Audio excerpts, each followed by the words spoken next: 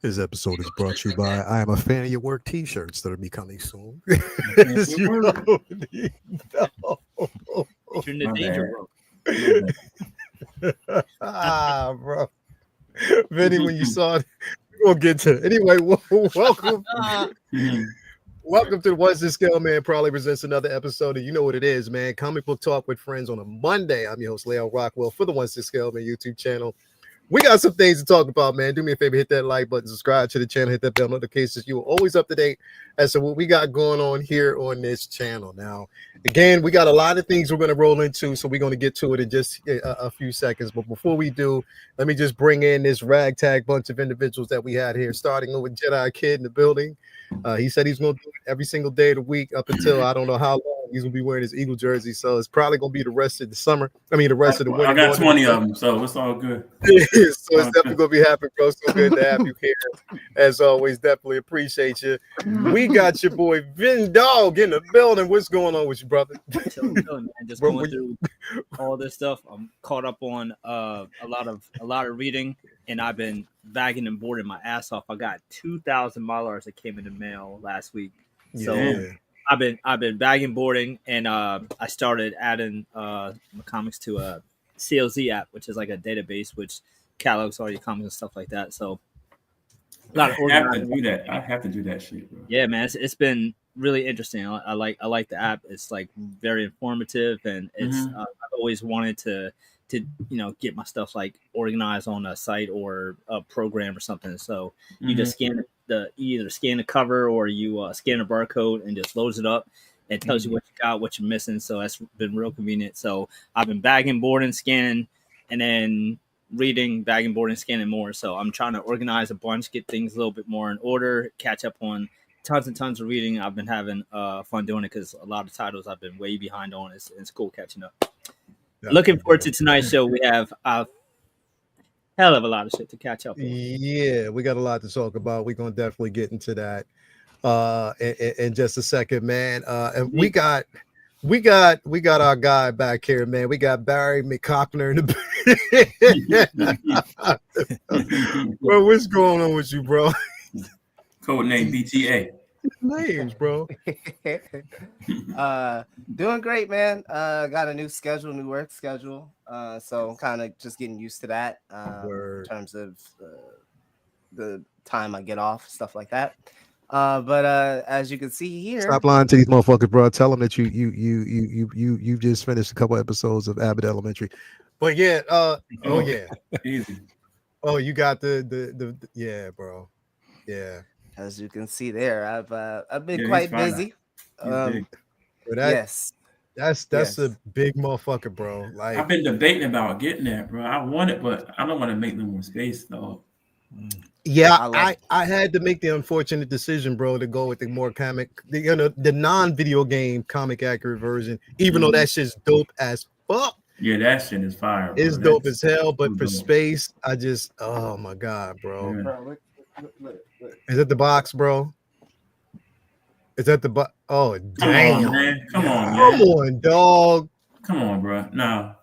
Why the fuck is that box that big, bro? Like, That's like the bat cycle. bro, is it bigger than Carnage's box? The Carnage box is a little thicker. Oh, So, okay, yeah. I say like you got like maybe like this one is more like Jennifer Hudson, and the Carnage box is like more like it's a really thick one, like a Meg the Stallion or something. Oh, all right. I It's a got little you. bit more dense, you know. Yeah, I got you. All right. Painted it. I got that. It's got more body on it. Yeah. Yeah. Body yaddy, bro. She Yeah. got that body yaddy. The She-Hulk Bro. twerk. Anyway, man, we got some things. Thank you for being here, bro. Definitely I can't with him, bro. I can't. And we got my dog Prop Wiz in the building, bro. What is going on with you, dog? What's Tell up, y'all baby? don't know. Fellow brethren, fellow musician. You know what I mean? What's going on with you, man? How you doing, bro? Dude, chilling, man. Just finished opening up this 110 scale Spawn statue, Ooh. poly resin. Nice. Oh, Oh, shit. nowhere to put it, no room. But, you ain't got no damn room. but dude, it's Black History Month, man. People forget. People don't think about Spawn when you think about Black Black superheroes. History Al Month, Simmons. bro. You know Al what I'm saying? Simmons. Bro. Yeah, bro. So you already know. had Appreciate it, had to bro. open it this month, man.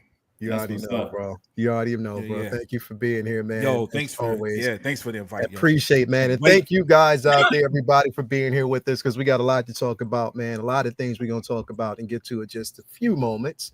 But before we do, I got to definitely pay homage to where we get these figures from, as we always do, man. Starting out, I see her in the background. You ain't got to say nothing, Jay. I'll be up in a second. Starting in the background, we got to talk about this guy, my man Ray over there at Underground Figures. If you're looking for the latest and greatest, he got it for you. No NRD. Shipping and handling is definitely reasonable. Definitely make sure that you head on over there, sign up for that newsletter, so he'll take care of you when the figure's released or revealed. On top of that, create yourself an account, because you never know when he might actually have free shipping or deals on these figures, man. So you definitely want to give him a shout out. And he'll definitely do the rest and make sure that you're definitely taken care of, as always. Then we got to give a shout out to my man Ray over there at Hawk Wars Toys. Again, Hawk Wars Ray. Save my life. Sure that you have everything that you need to proceed. Again, not only just do you get a figure of choice, but gives you nice little care package with the stickers, comic books as well, and that box smell like cool water. You see he got the actual cool water. You see, yeah, bro. I had the juke. Mine was juke. Oh, yours is jupe. Did it smell like jupe for real, bro? Like juke. Yeah, see, he's like spraying juke. down boxes of cool, Yeah. and he got the cool water with him too, It's bro. true. Yo, Yeah, he looked me out big time. I could not find Supergirl nowhere. He looked you And then aftermarket was crazy prices. So he really looked me out, man. Yeah, Definitely bro. appreciate it. Definitely, bro. Thank you, man. It's my man Ray over there at Hawk Wars Toys. Definitely make sure you hit him up. Also, I got to give a super duper shout out to my man Jake over there at Comic Relief Comic Collectibles. If you were looking for the latest and greatest, he got it. Comics, he got it. 1/10 scale, he got it. Quarter scale, anything you actually looking for, he got it for ya. So definitely hit him up, especially if you're looking for comics, man. This is what it's all about. Comic book talk with friends. We support the comics, everything from color pages. You already know what it is. Physical media, you can get it from me, man. Definitely make sure you hit him up. You see the store hours and the numbers there. He'll take care of you. Also, we got to talk about my man Brian Wong. When you have those figures, if you have your comics and you're looking for a way to display them, you got display options. You got the mono. He has different ways you can actually display your figure if you're actually looking for it. Again, hit him up. Hit up Brian Wong. He'll definitely take care of you. Tell him I sent you. He got you. And last but definitely not least, got to give shout out to Vinny over there at Vincent Dunn Art. If you don't already know, I already pulled this up because I'm with the theatrics and I'm with the shit. So I got to pull this up because I know he gonna always talk shit. But anyway, Vinny, if you want to actually take it from there, bro, you can definitely go ahead. Man, we got a lot to get into, so I'll keep it short and sweet. There's all kinds of good old Toya down here, tons of amazing prints that could thank you, Toya. Thank you. From my shop to your wall. So there's all kinds of canvas prints, sketch cards, anime art, mini prints, and glass art, like all kinds of different versions of art available, and all types of characters from Marvel, DC, Star Wars, etc. If you see anything that you want and you don't see on the site, hit me up. Commissions are open, and feel free to head on over to my Instagram. It has a link to the store, or the link is in my bio here, and check it out. All kinds of cool shit, and always adding more. Been in the lab, finally getting back to getting more pieces out, so I should have more added to the store all throughout end of this month and March, as I have con season coming up with a bunch of shows the beginning of the spring here. So I'm looking forward to getting a whole bunch more pieces for these new shows, and tons of ideas in my head that can't wait to get out and onto paper and into your living room. Definitely, bro. Appreciate you, bro. Yes, get them directly from Vinny. Don't let get them, because you won't get it for 2 years. My shipping is not quite Amazon, but it's a lot faster than. Thank you, Toya, the queen. Thank you, Toya. Appreciate you. It is what it is. 2 years. Don't let it go to Lyle, please. Yeah, please. I mean, Vinny only. I got you. Vinny only. Let me say what up to the chat, man. Who we got in here with us? We got the bro Lines, Liz in the building. Thank you for being here as always, Liz. So good to see you as always. Always Pedro pleasure. Lopez is in the building. Thank you for being Oh, here. good old Pedro. swordfish. Oh, they got a Swordfish in good the one. house. Swordfish? Swordfish in the house. Oh my God. What's in the house? You I already mean, what was that from? I have no idea. I have no recollection. know. We got my man Malika Mabane, definitely didn't hit WRNR, Real Negro Radio for your listening dial. WRNR in the building, man. Thank you for being here as always, brother. Y'all motherfuckers, man. Y'all need to stop, bro. Y'all need to stop. Who else we got in here? We got my man Chuck G in the building. Thank you for being here as always. Who else have we got? We got Ghetto Yoda is in the building. Thank you for being here, man. Appreciate you. We got 1-6 Collective Balls is in the building. Thank you for being here, Dick brother. like the lift chick. Holy shit. Yeah. We got Bloom. He said Spice Runner said Bloom look like Rick James. Thank you for being here, brother. Who else? We got Amber May is in the building. Thank you for being here with them cookies. Thank you for being here as always, brother. Yeah, them damn fucking cookies is crack, bro. I'm telling you that right off the bat. We got Mark Lee in the building. That's a big ass Venom. Yeah, it is a big ass Venom, bro. It is a big ass Venom, bro. We got Striker 47 in here as well. Who else? So we got Lyric to the Soul is in here. Slayer is in here in the building. Thank you for being here. We got my brother. You already know what it is. Docinator the Booty King is in the building. Thank you for being here, brother. As always, said Leo got that head to toe perp. You already know, man. Thank you for being here. We got Ren's talent team in the building. He said peekaboo. I can't wait till he get done with that. Definitely, man. Thank you for being here as always. Oh, Skywalker's in the building. Thank you for being here. Heart of the Lion is in here. Thank you for being here as always. Who else have we got coming through? Justin McFly is in the building. What is going on with you, bro? And we got, oh shit, we got Damon LeCadre in the building. Oh shit. Whoa. PM Assassin said pink meat assassinate. Holy yo. Yeah, we ain't heard pink. We got her pink meat. We ain't heard pink meat in the minute, bro. Yo. No, you gotta know what it, bro. We'll tell you after the show, bro. Pink meat assassin in the building, bro. You already know. Thank you for being here. That is my dog. As always, we got Cornelius in the building. Ordered in the room. Yeah. That's funny as hell, brother. As always, appreciate having you here, man. It's always good to see you.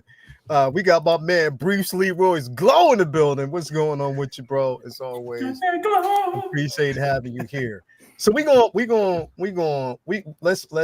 address the elephant in the room. We're gonna try to make this as quick as possible because again, I don't want to stick around this space because there's a lot to talk about in this area. He was late, but I do want to talk about this. I don't give a damn what nobody says about it, but I got to talk about this, bro, because she acted her ass off. I mean, I put it this way. I thought she was a great addition to this film. I just want to pay her some homage because an amazing, beautiful black woman who was basically. What was the name of her character in the film? She was damn, what was her agent? She was a government agent. She was like one of the actual agents. Yeah, I want to know what her name was. Like his name, like his top agent. I forget her name. Like, definitely her top agent, his top agent, but I can't get the name. I was trying to look up her name and I couldn't find it. It was her and the Black Widow character. I can't remember her. Sabra. Sabra. Yeah, Sabra was in yeah, her. They definitely now that I guess we can start here with that one since you mentioned that. Yeah. So Sabra, we know her original origins. She's like a Jewish, and she wore the Star of David. She had all of these things. She was a mutant, of course. If you go back through the history, you see her in a lot of Excalibur books, X-Men books. Over the years, they changed that, in this film.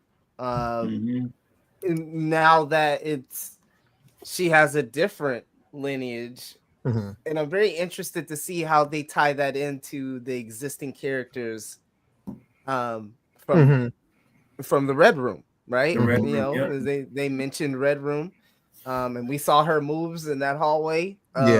Straight up Black Widow. And she alluded, and I'm glad you brought this up, Bloomer, because the fight scene that we actually saw at the presentation, at the correlation, whatever, we saw there, you know, and the fighting style, but not only just the fighting style itself, but her strength. Yeah. She was OP. She was OP. Yeah, so, I was looking at her. I was like, "Who are you? Who the Yeah. fuck are you? And little I'm, stuff throwing yeah. the balls around. And so. when they- You're and we 5'2" and you Yeah. drop kicking grown men? right. Like, Yeah. come on now. Something Yeah. already ain't up. It's She already was something flipping already them. up. Bro, she was Yeah. flipping them boys. She was flipping them. Yeah. Full body flip. So. Yeah. So I kind of wanted to bring this up here because it's definitely something that's worth discussing. Now, before the super serum is something that's very interesting in the MCU because the super serum in the comics in the 616 is a little bit more prevalent. Yeah. In terms of it's being recreated and repurposed. Yeah. So I'm very interested to see if, you know, because we know that Black Widow in the comics has the serum. She has de-aging. Yeah. She has, it's not played up as much as, you know, Cap's stuff is. But hers was more so hers and Nick Fury. Nick Fury, same they thing. actually have, but they don't have the super soldier serum on that magnitude. They have the de-aging where it basically gives them a longer lasting life. Yeah. And it also enhances the level of intelligence. Yeah. It just kind of brings out certain things. But again, not on the same line as Steve Rogers or Isaiah Bradley or in the comics, Bucky doesn't have the super soldier serum, bro. I'm talking about in the 616. In the 616, but you know what I mean? So it is, you know, definitely something to be talked about. And I wanted to bring this up mainly because again, there's a lot, bro. Listen, I want to say this real quick and then I give everybody else the floor. All right. So I preface this by saying that no film, regardless if it's the MCU, regardless if it's the DCU, regardless if it's just regular cinema, no film is completely flawless. At all. At all. They're not flawless. There's holes in every script. There's holes in every plot. There's holes there that have to be fulfilled, and it always leaves questions, right? So I want to say this right off the bat. This film was good. It was really good, and I enjoyed it. Was it excellent? No. But it was good, really good. And I enjoyed it for what it was. Some of the things that I want to kind of point out at the very beginning that I want to point out just some of the small minor things that I thought that needed to be changed or expanded on is because one of the most important parts to me was the story of Isaiah Bradley.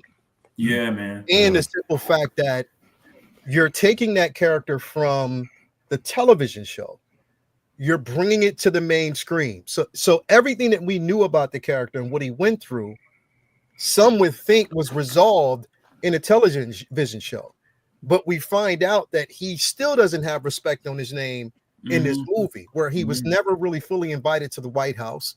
Sam Wilson had to ask that question or asked for his invite and get him there. Now, and again, things progressed and things, you know, inspired or happened. He was one of the individuals, I guess, the main individual who pulled the trigger to try to assassinate the president. However, he wasn't the only one. There were other individuals in the room, but the story was centered around him because he was the one to advance the plot. Partially. In which they went in and said that number one, he was up for a possibly death row. Right. So this is where where he was, you know. So I thought that you touch on that things, and there's important themes, especially for modern times right now, that could have been touched on, but they kind of skipped over that. That was certain things that I was like, well, if you bring him in and you're not going to really do too much with the character, then you should have just left him in Captain America and the Winter Soldier. You shouldn't have expanded on that story. So, and on top of that, with Saber's character, there was a lot that was there, but we know they changed things for the sake of the narrative and what's going on in the world right now. And I think that's the thing is like, I honestly wish, and I don't know who else might feel the same way. Marvel, I get it. I know the state of the world, and everything is going on, but I wish your motherfuckers start standing on business. Yeah. Stand on business. Yeah. Stand on business a little bit more, man. If Stan Lee was running the show, he would have been like, "Fuck it, send it." Yeah. Stand on business. Yep. I just think you should stand on business a bit more. I know that there are some effects and repercussions, but stand on business. Have the conversations later. But I know that would have created more of a target. I get that. Same as Giancarlo Esposito's character. Sidewinder. We know that we're going to see that character later on, but still the treatment of the character, because he was more of a villain to me than the main villain, than the leader. You know what I mean? So those things about the storyline, and then the Hawk, we already know. I don't even want to kind of, the Red Hawk, Thunderbolt Ross, him versus Cap. Certain things they took liberties. We get that. But all in all, I enjoyed the story. I enjoyed the action. For some motherfuckers to say that, I don't know what y'all were watching, to say that the hand-to-hand combat was lackluster, what the fuck was y'all watching? Let's see how you fight. Yeah, I want to see how you fight. You basically saying that it was lackluster.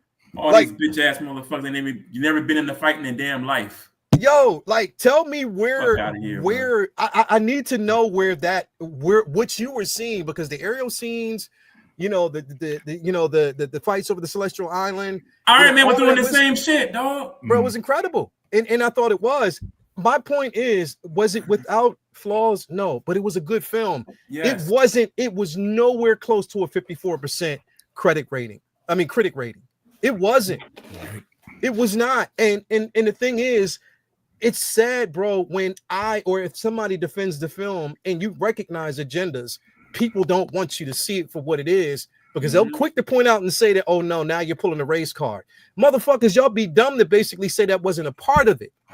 Because it was a part of it. It's been a part of the narrative, and you see it all over social media. You see some of the things they're saying that people are saying in comments. But you want me to be silent about it, not point it out, and join the mass influencers who are out there jumping on the same fucking bandwagon, riding each other's dick, talking about the same shit. No, I'm not doing that, bro. Word. I'm not doing that. And if it has to be this way, being a sacrificial lamb just to stay on business for the culture itself, I'm sorry. But the film wasn't as bad. I'm telling people out there, if you haven't seen it, go see the shit for yourself. It was good, bro. Please see it for yourself and draw your own conclusion, because don't get fooled by the shit that's being thrown around, especially on YouTube, by a lot of content creators, some in which I've actually unfollowed because they're just a bunch of garbage. You don't know about the comics. The only reason why you know about the comics is because you have a fellow influencer, a fellow collector, Robert Burnett, that's feeding you this shit. Campia, trash. So for you to basically get up there and say half this shit and spew the garbage when you were the first motherfucker to come out the theaters and say, you know what, was it a great movie? No, but it was enjoyable. You said that, right. And then all of a sudden, over a couple of days, your whole mentality switches.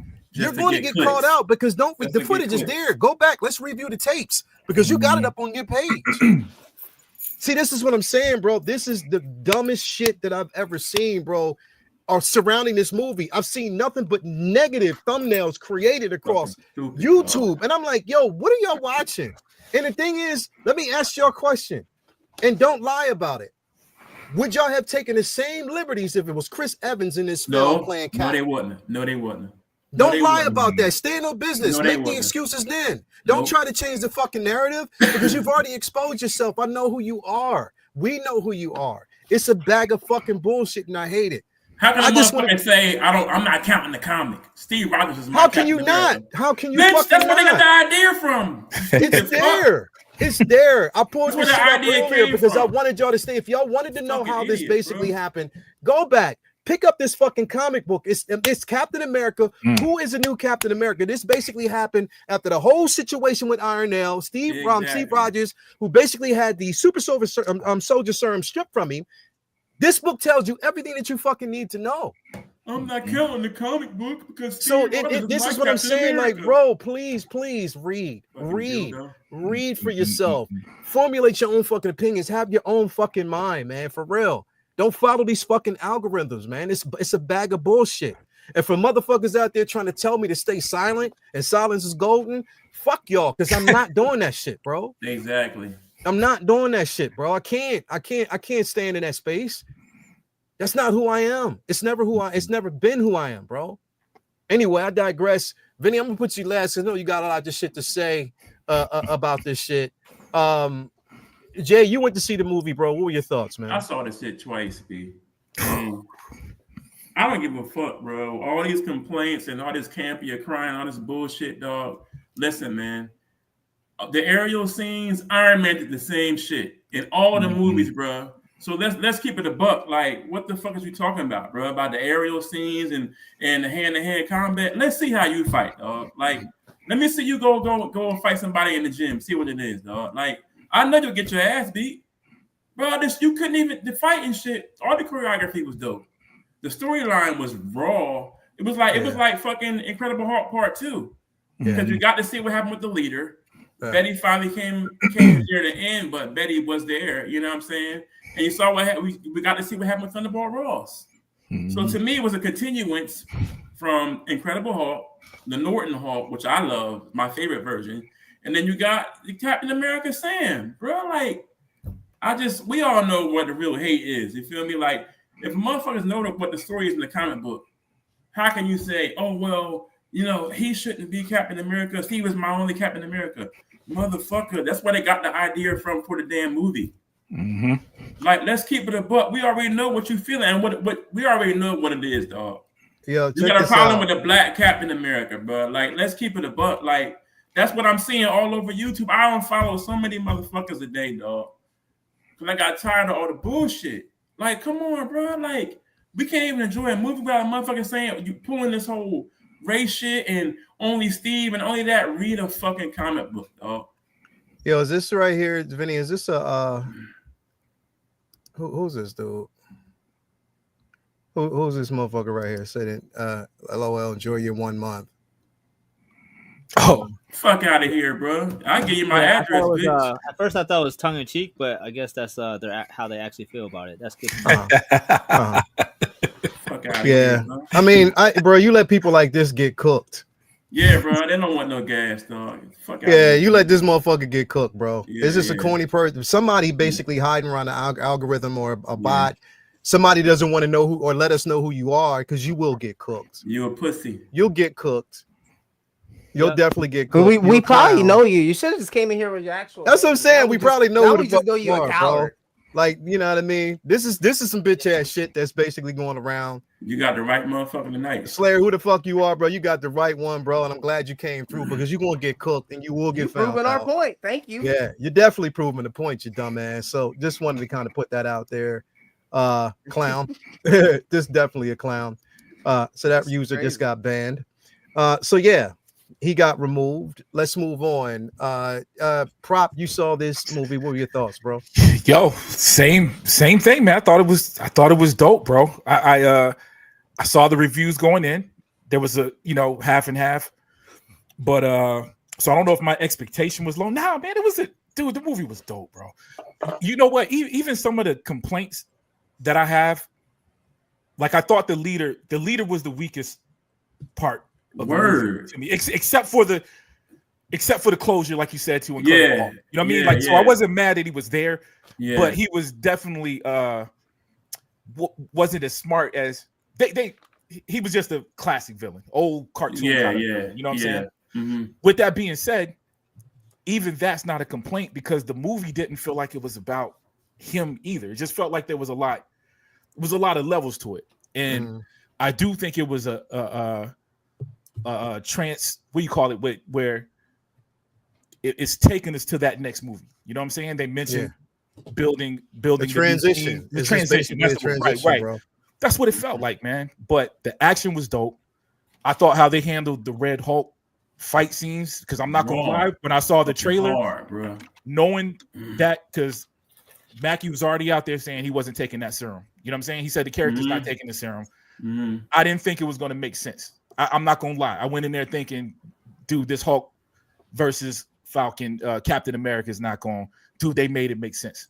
With that vibranium, B. The vibranium gave him a chance. I don't understand why people weren't having that conversation about the vibranium. Anyway, like, that's how I know y'all didn't watch the show. Y'all Black just Panther watched was the fighting. video. Black Panther was fighting motherfucking aliens with this shit He on. has vibranium Right. in his Come on, wings. B, let's keep it That a gives him buck. an edge up. Yo. Not saying he gonna beat the Hulk, but that gives Exactly. him an edge. It's Well, there. and then he has skill on top of that. Exactly. Right, because it wasn't all vibranium. He was putting that, he's putting his little flight skills. putting He's that putting that work work in, man. Yeah. So- Bro, you use what you got, and basically one of the reasons why Cap chose him is because he didn't have the serum. Exactly. He chose it because he didn't, because he knew he didn't Right. need it. It wasn't I'm about the so- serum. Bruh, Did we and I'm forget so that glad. that Steve Rogers was going to the counseling sessions that Sam Wilson was putting on for Exactly. Right. For Did we for forget soldiers. Right. that's where we right. saw him at? Right. That's Right. why I told him, man. He's been building this character since day one. Yeah. And Sam has been pure. You know what I'm saying? He's been all through the MCU. Bro. dude, he's been Captain America like the entire time. Mm-hmm. He ain't He was missing corruptible like Hawkeye going off and murdering Right. millions of people, Right. or thousands, Right. or hundreds of Right. people because Right. their family Ronin. gone. Right. Yeah. Mhm. He's just the best of what He's the best hero of the is supposed best, to yo. be. Without the serum, man. And I love the way the military treated him. There was a lot of little It showed him mad love though, bro. Yeah, dude. I thought, Mhm. man, so even when we say it's funny, man, because we have these channels, these YouTube channels. Mhm. So the critic hat is on when I'm watching these movies. Right. But to be honest with you, just as a fan, I went in there, I saw the movie, I walked out loving it. You know what I'm saying? Right. It wasn't until I sat down and had to do reviews and stuff that you kind of think, yeah, this could have been written a little better, and this kind of. But when I was, man, and I went with my son, man, we enjoyed it. Mhm. Oh, that We shit is enjoyed the death of enjoyment. I'm telling you. My It black is, ass man. went in there. And you, I had popcorn, funnel cake fries, some nachos, and a big large Sprite. Mhm. Motherfucker, Yeah. I was half Bruh. full by the first 30 minutes. You know what really put the stamp on this Captain America? After Falcon went down and Bucky showed up for him, bro. Yeah. And what Bucky said to him, B, Right. like, I bro, almost that's got why, a little, I that's got a why, little bro, emotional. This is good. Bruh, that's why Steve chose you. Good scene, bro.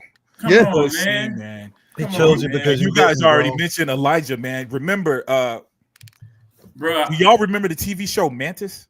Yeah. Yeah. That's what he was, his yeah. show. Bro, Yep, come yep. on, man. You know what I'm saying? So it's good to Yep. see him make a Yep. comeback as Yeah. a hero, superhero again. But yo, he wasn't in the movie, but like you said, he was a good anchor. Yeah. That dude's acting in this Off movie the chain, bro. was phenomenal, bro. He had me in tears a little bit. I'm like, oh my god. It was phenomenal, Right, bro. yo. And It Carl was Lumpy phenomenal. been in almost every tentpole black This is true. hood culture Dude. film that This there is. Bro. Yeah. Man. I didn't know he Yeah. was that big until Yeah, that boy's That Captain, yo. That boy, yeah. He's solid, bro.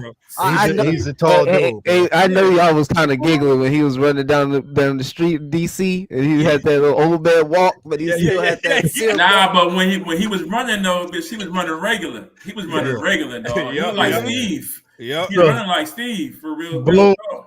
Bloomer, you saw Oh, this yeah. film, bro. Like, what were your thoughts? What is your thoughts all around on the movie itself? But this, Mhm. this current, bro. Like, case in point, like, did the shit, this Slayer motherfucker who just came in here proved my point. Mhm. Proved the point. It's crazy. You can't write it better. All right. You can't write a better narrative. So for anybody who basically wants to say that this shit doesn't exist, the proof was right Y'all here. just saw it. You Roll just back saw the the tape. shit. You just basically saw it. This is the shit that Uh-oh. I've been talking about for the longest time. This level of ignorance and what this person basically said is the shit that we go through on a daily basis. You know what I mean? This is the shit that we fucking This experience ain't on a the shit that daily fucking basis, we can't bro. just ignore it because Nah. it's systemic. Yeah. That's what y'all don't understand is, ignore it. That's just a bad apple. Nah. Yeah. And then Nah. we learned as black folk, one bad apple, there's another bad apple, and then another. Mhm. Damn, am I Mhm. under the worst fucking tree possible? Yeah. Word. Where are the roots? Let me cut the Word. shit. Yeah, Word. bro. Yeah. Bro, before we deviate off of this, bro, I gotta say one thing, bro. I wish they would have had a flashback with Bradley in the Bro, suit. That would we have needed Bruh, a World I War wanted that II so bad. You know how flashback. you know how Marvel used to do that. Used to do that in some of their movies. They Oh have no, an I'm sorry. old flashback. Korean War. Bruh, to show him in the suit. Just give me like 2 minutes.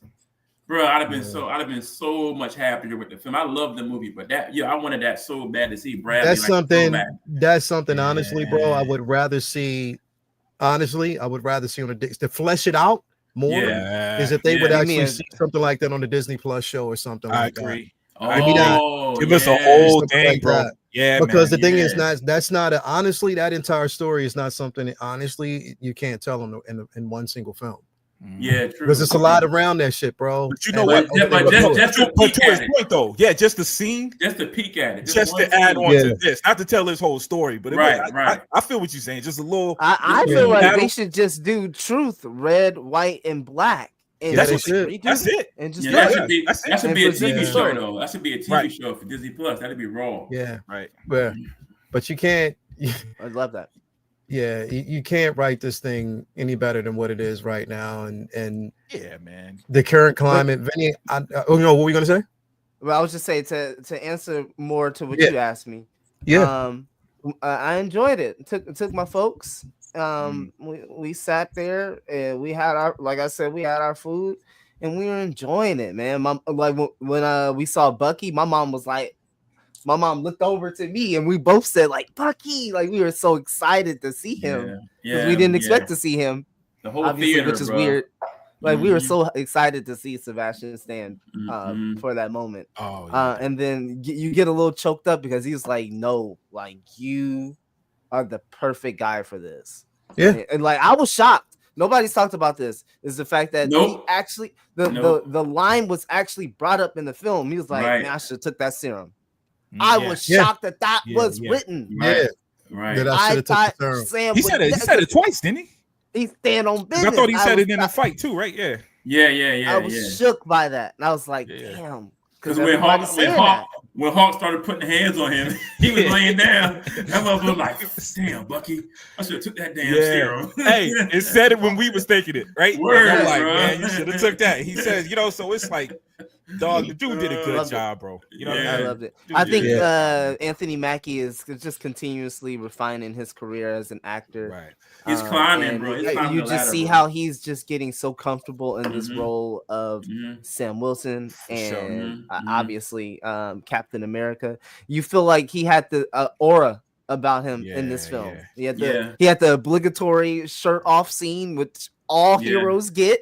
You know what I mean? Like everybody gets that. So he is now in that vein of you know why though? Look at he's part of that in that life. He's part of that behind the scenes too. When you see him he executive produced this. Dude, I didn't know that. Yeah. But I mean, he's one of those glue. Mackie, yeah. He's one of those glue. Oh, he did? Yeah, I didn't know he's an executive producer, bro. Bro, I didn't know that. But, that's what's up. He got credit. Yeah. Hey, dig this, gentlemen. 50%, right? Because I've been telling people all day how it has 60% audience rating. Right. Guess what the audience rating is right now? What? It's 80%. Come it's on, 50% critics. The audience is 80%, bro. So even our conversation, seems like the critics have a narrative. Is even weird because they have a narrative. You know what they I mean? have a narrative, and like the fans are just enjoying it what it is. There is a narrative, bro. There's a narrative behind it, and the people will. You can clearly see that the powers that be, want us to believe a certain thing about this film. Yeah, and it's just not the case. Like, yes, there's nitpicks. Yes, there's stuff like that. It's a Marvel film. Yeah. Exactly. You know what's crazy though? Some of it ain't even. Some of it is that, right? The big heads. The disappointment is the creators, the content creators, who are just doing it to get those clicks. They're not even doing it. They don't even care whether they tearing that movie down or not. They're not thinking past that. They just like, this is what's in. All they want is the clicks, B. Like this. No, they're trying to pay their bills, and that's the problem. That's the problem with YouTube. That's the problem with Twitter. There's all of these platforms that are not encouraging truth to be told in their content, and these platforms are prioritizing salaciousness. Headlines, bylines, all of these things that got the newspaper industry on fire in the early days. Now they're trying to do that here. You look at all of these thumbnails. All of these things are meant to try to catch not Yep. only neural divergence, they trying to catch people with ADHD, trying to Oh, yeah, colors just to pull you in, just Oh, to yeah. get you to listen to the bullshit for about 5 minutes, and then you fucking leave, or 2 minutes or 1 minute Yeah. until you realize the person's full of fucking shit. Yeah. That's the problem. I think it's the platforms that are not encouraging just truth and Yeah. not rewarding people for just being them, and instead people are forced just to pay their bills and to feed themselves. They got to follow these trends and ultimately sell out. Right. So we at 88 million domestically, 92 million internationally, and a combined total of 180 million global. That's nice, bro. That's a nice good weekend. That's Vinny, more than Off Vinny. the rip, he had 88 Two million Captain America. dog. yeah, Vinny, Yeah. I want you to go and weigh in on this one. I know you've been waiting, bro. Like, what is your thoughts? You know, number one, like I said, because we went and saw this movie, you know, Thursday evening, and we did walk out. We reserved certain things. We said we were going to talk about it today. You know, had a chance to kind of, you know, sit with it, and we both walked out, said the same thing. It was a good film. Was it?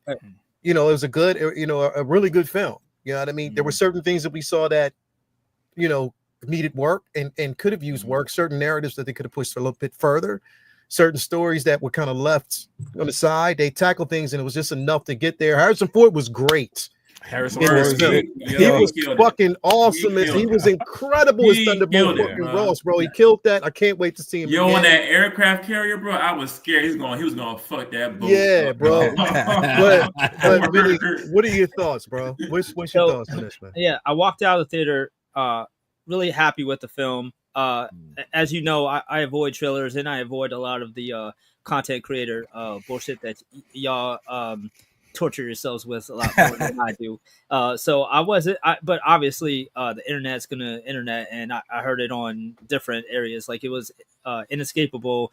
The you know the pitchforks and the torches were ready to be out for this film because that's how things go whenever changes are made. People look the other way of whatever is actually comic book accurate. And the problem is there's so many changes that, you know, are made nowadays that whenever changes that are true to the books are made, people don't even realize it for what it is. They're just ready to be so happy to jump on that bandwagon of being critical of changes for the sake of changes and agendas. However, I did have a few nitpicks that I'm gonna get out of the way first, and then get into all the things that I really did enjoy out of this film. I felt like Leader looked kind of ridiculous. I wanted the big head. You're in the comic book movie with a giant red monster and a dude who can fly with a glider wings like he's Superman. And where they draw the line with ridiculousness is a giant head. It's like he looked like he had like cancer or something like that. Yeah. Also, I didn't quite feel he was the smartest as Hulk is the strongest. That's the point of Leader. Like where all the gamma goes for strength with Hulk, it goes for intelligence with Leader. And the extent of his threat level in this film was creating a brainwashing program that the Russians did without any super soldier serum or gamma ray accolades. Like that wasn't very impressive to me. And then at the end of the film, he was just like, "I'm gonna just give up." Like it didn't really seem like the chess move it was made out to be. It was like, what the fuck was all that for? And it wasn't. I know it was they were going for like a Baron Zemo thing where like, haha, I really won. Like, look what I did to y'all. But I don't feel like Baron Zemo's made sense. I don't feel like it was the same kind of thing with Leader. I just felt like he was kind of wasted a little bit. I wanted to see more from him, like CGI wise and storyline wise. I also felt like there was like a limit to the budget, and then like after that Hulk and Cap fight, when he was just standing there talking to him, it was really obvious it was green screening. It was like, like, hey, big guy, the budget's getting real low. Like, you gotta wrap this up. And then Sabra also really kind of took me out of the film a little bit. I felt like this is a character that it was clear they put her in there, and then all the shit that's going on in the world made them think twice, and instead of scrapping the character, they just tweaked it. They rebuilt And her. the fucked up part is Mhm. all the people who were protesting and not going to see this film because she was in it. You might as well have had her in the fucking Star of David on the chest for all that mattered, because they Right. weren't going anyways. So they went out of the way to not to tell you that this is that character, but then not show her fully. Right. So Yeah. it was like they were scared to go all in, and they were scared to just scrap her character completely. Like you could tell that was one of the victims of the rewrites. Also, it was a little odd the size of her stature, because it went like Scarlett Johansson, other female fighters who've been in some of these films. They obviously were taller and a little bit better built. So the Black Widow program, everything, it made a little bit more sense. It didn't even with the Black Widow program, it seemed a bit odd her size. And me and Jay go back and forth for how many years, Jay? 4 years about Wolverine. About 4 years about how tall. Right. Wolverine So should be. I'm constantly told no one would believe a 5'3" jackass dude would be believable, but yet somebody 5 foot, 90 pounds, and looks like Bro, it works. It works. It works. Stop. Bro, it works. she was she almost like she looked. It wasn't that she was a small. She looked sick, kind of like she. Looked Yeah. Well, I got that like too. there's something wrong with her. In her defense, though, Is she sick in real life? She had an illness, bro. When she was two years old. She had cancer. She had kidney cancer, bro. Wow. Yo, that explains a lot. She had kidney cancer, I was like, it stunted her growth, and which is why she's as short as she was, and that's why I didn't mind it, because bro, like I said, she did. I thought it was dope, man. She went through it, and I thought it was dope. That's the only thing that I wasn't hypercritical, and I kind of disagree with. But that explains a whole lot. Saying that she should be in this. I'm mad that Wolverine is like made a joke in Deadpool because that's something that shouldn't be possible. But yet, if a woman who's doesn't even have the muscle can be a believable fighter, then why the fuck can't I get a 5'3" Wolverine? Bullshit. So, Jay, I'm gonna leave it at that. You know I had to say something, right, Jay? Yeah. I know when you seen her, you was my bad, bro. My bad, fam. All right. I'm sorry. Giancarlo as Sidewinder was dope. I loved his character. I wish he did more with it. Me too. Kind of a pawn. I feel like he had the gravitas to have been a major villain in this, but I feel like he got overshadowed by the fact that they had to kind of also make this a Hulk film, which is one of the things that this really is Hulk 2 in some ways more than that. But the reason why I'm not shitting on it is because they don't really have a choice. They have to fit the Hulk shit in other films, and this is a perfect movie to have put that in, because it's a setup film. Like Prop was saying, it's a transition film, and the first Captain America, even with Chris Evans, I wasn't a huge fan of that. It wasn't until Winter Soldier where I felt like they came into their own. Oh yeah, I agree. So I feel like this was a safe film. They knew that they had an amazing safety net with Red Hulk, where like people were going to be interested in that, no matter how they felt about Sam. And this was a good audition tape for the world to say like, look, this dude can go.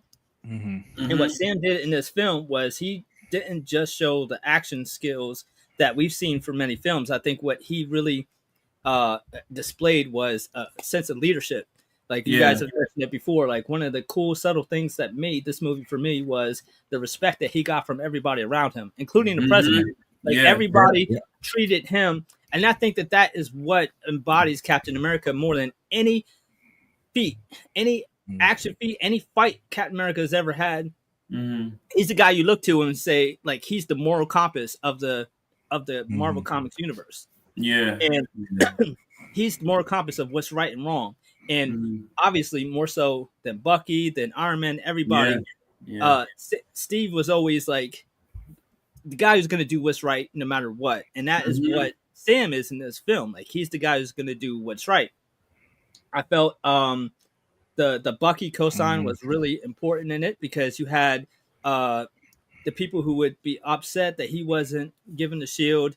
Like, that was kind of for them, because we know that in the comics, Iron Man gives Bucky the shield, not Steve. And when Steve's choice to give someone, in the comic, Right. It was his choice to Yeah. give Bucky the Yeah. shield because Yep. Cap at that time was shot and killed, or Was presumably dead at that particular point. Iron Man or Tony Stark felt as though that America or the world needed to know there was still a Cap, and that's why he absolutely. And, the action was on point. The dogfights in the air was absolutely phenomenal.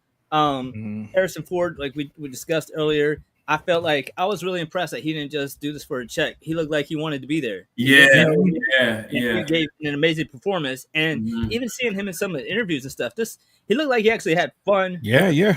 And he's so notorious for being like this bitter actor who just hates all the things that have made him famous, but he doesn't come across like that in this film. He looks like he actually cared about going to work and doing this portrayal. And as we've seen in Air Force One and his whole career, he's such a great presidential leader of a type of character. The vibranium in the suit was amazing too. And I think that the vibranium implementation has been knocked by a lot of people, like, oh, they're just replacing Black Panther with Sam and a lot of bullshit like that, and it pisses me off because I heard that today too. I think what's important by the vibranium usage with Sam's suit in this film is, to me, showing how valuable vibranium is.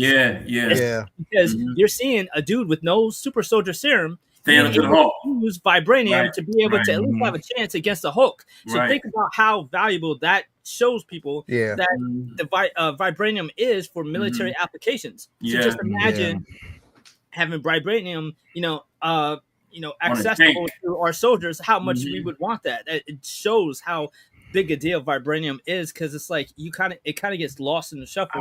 We had that shit when I was over there. Shit, you know what I mean? It's like it shows just how big a deal that resource is. I like that they added adamantium and the celestial in too, because it made that was cool. How they introduced that too. It made it to me the first Marvel film in a very long time that was bigger than the film we were watching.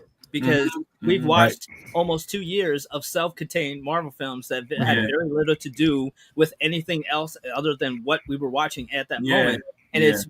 And after 10 years of each film coexisting with other ones, setting up the next one, where it gave you a binge feel, a cliffhanger feel, where A connects to B and so on and so forth. They've lost that. And I think that's where they've lost a lot of people, because self-contained films are great, but having other, having it connect to other projects makes you feel like, oh, I got to see them all. Like it all matters. It's one big world.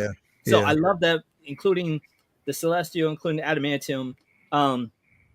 And to me, it was dope seeing Betty back again. It's like I said, finally, like, damn, bitch, like, where you been? It's about time. Right.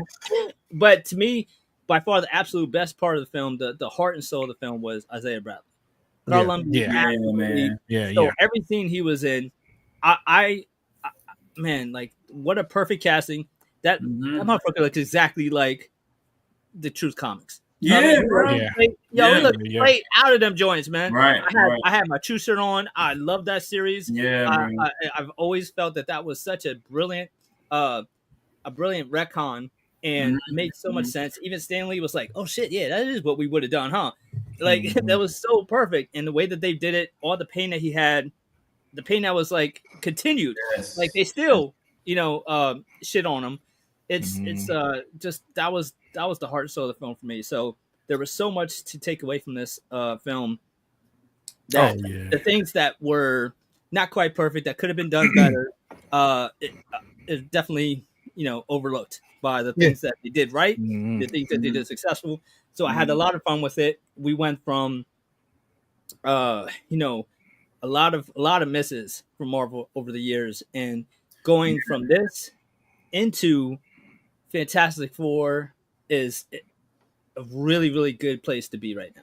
So I'm glad that it's like, man, I'm glad that it's like back. The pendulum is swinging back the proper way again. That's what it feels like. But that way, and feel that way to us. That's what the fear is, right? When I was watching it, no matter what I thought, I wasn't expecting. Again, I keep bringing up Endgame, Infinity War, No Way Home, Guardians 3. There's certain kind of movies you got to imagine. All those movies too were ending off Yeah. So some of Yeah. the better Marvel movies was ending off these things we Yeah. have been setting up for 10 plus years. Yeah. So this one, man, like you said, I me just too, needed to Ghetto start Yoda. swinging, and it was self-contained because you said it wasn't it was self-contained enough Mhm. where I enjoyed this experience. Right. But it gave me even some of the stuff you didn't give me a lot of this character. Right. We see this character. We see Yeah, bro. Yeah. Thunderbolt didn't die at the end. You know what I mean? So we Yeah. got, so it's like, Yeah. okay, you can bring this back. Liv, Tyler, what's her? Betty. Because is that's back, one of the problems. They kill everybody off. right? Yeah. And Did y'all peep? What's Betty gonna mean to Hulk? Yeah. We ain't seen Yeah. Hulk That's- out in Yep. years. You know what I'm That saying? was one of the things that I thought slightly in the film was a missed opportunity, was the more of that relationship between Betty and him. Yeah. She honestly, I think that it would have been perfect to have her show up at that Rose Garden, because we That's knew what I wanted. That's it what would have been perfect to have her in as, definitely that device, you know what I mean, used to calm him down, because number Yeah. one, They it would have would've said made they ripped sense off Justin. because she would have wanted him to stop, and she didn't want anyone to kill her father. Yeah. You know what I mean? So it would have made sense to have her there in But that you know what, space. Leah? But I get think it that as would to have been why they expected, waited though. into the end. I get Yeah, that's yeah. why they waited. They would've Because said- I was Oh, yeah. expecting it. So I felt like that would have been too cliche. Not to say it wouldn't have worked though, but I know I was thinking, okay, I get she's it. about to show up. She's about to show up. I and she didn't. understand it. Yeah. But it you're right, just though. again, I You're just wanted to have more. I mean, they talked on the phone, I get that, but I Mhm. just wanted to have a bit more of her influence throughout the film in some Now, way. to be But real, I get it. I looked for that too, but like my man was saying, like I think would have been, people would have expected that in the beginning to see her there trying to calm him down. Because I was looking for her, like, damn, where's she at? Where's she at? Yeah. When the car You know drove what up, I'm I saying? thought Like, that's I was what like, I thought, bro. Like Betty's Yeah. right there. Betty's there. Finally, I Betty. thought But they were you gonna know do what? like Batman showing up with Lois Lane in the car and like calm Yeah, down. Something like that, yeah, right. But here's not the thing. not expected. But The one thing that like I said, Benny, you talked about and you touched on this, and what Martha. was really, really important about this film and what they achieved was, yes, we needed answers, and we got a lot of answers. We needed to know basically what happened to the leader. In an odd way, we know what now happened to the leader. We know basically how they even tied that in with Isaiah Bradley and all the soldiers and stuff like that. I thought that was done well as well. We also needed to know about the island. You know what I mean? We needed to basically know about that island. We needed to know basically what they were using, what was going on, and how they were going to kind of sew that up. You can't have that big ass place just sitting there. And now we know that adamantium has been actually mined there, even without the Celestial making an appearance. They've been mining that for a while. Like it's been there. So for people to be like, well, how's that explain Wolverine?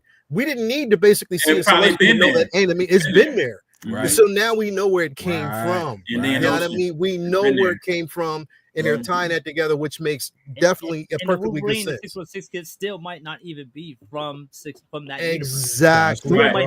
From a different world. Breaking news: Snoop Dogg and Wiz Khalifa have traveled to Tiamat Island. We have some reports that we found a new strain of marijuana there. We are sending our best men on that right now. That's funny. Wait for further details. Yeah, bruh, I think we talked about it earlier, but you know how like you were saying, like Marvel used to have that connection from movie to movie to movie. They went back to formula with this one, bro, because you got to see all the way back to Harlem. When they was fighting in Harlem with the Hulk and the Abomination, bro. I love that they went back to that old school chain gang, put them all together. Kind of formula with that, bro. Like, honestly, I need the old Bruce back too. That what they did? We need the Bruce back, man. You know what they did as well? They sort of. I know this might be a stretch, and I don't think it is though, but I think it's intentional. Do you remember the conversation that?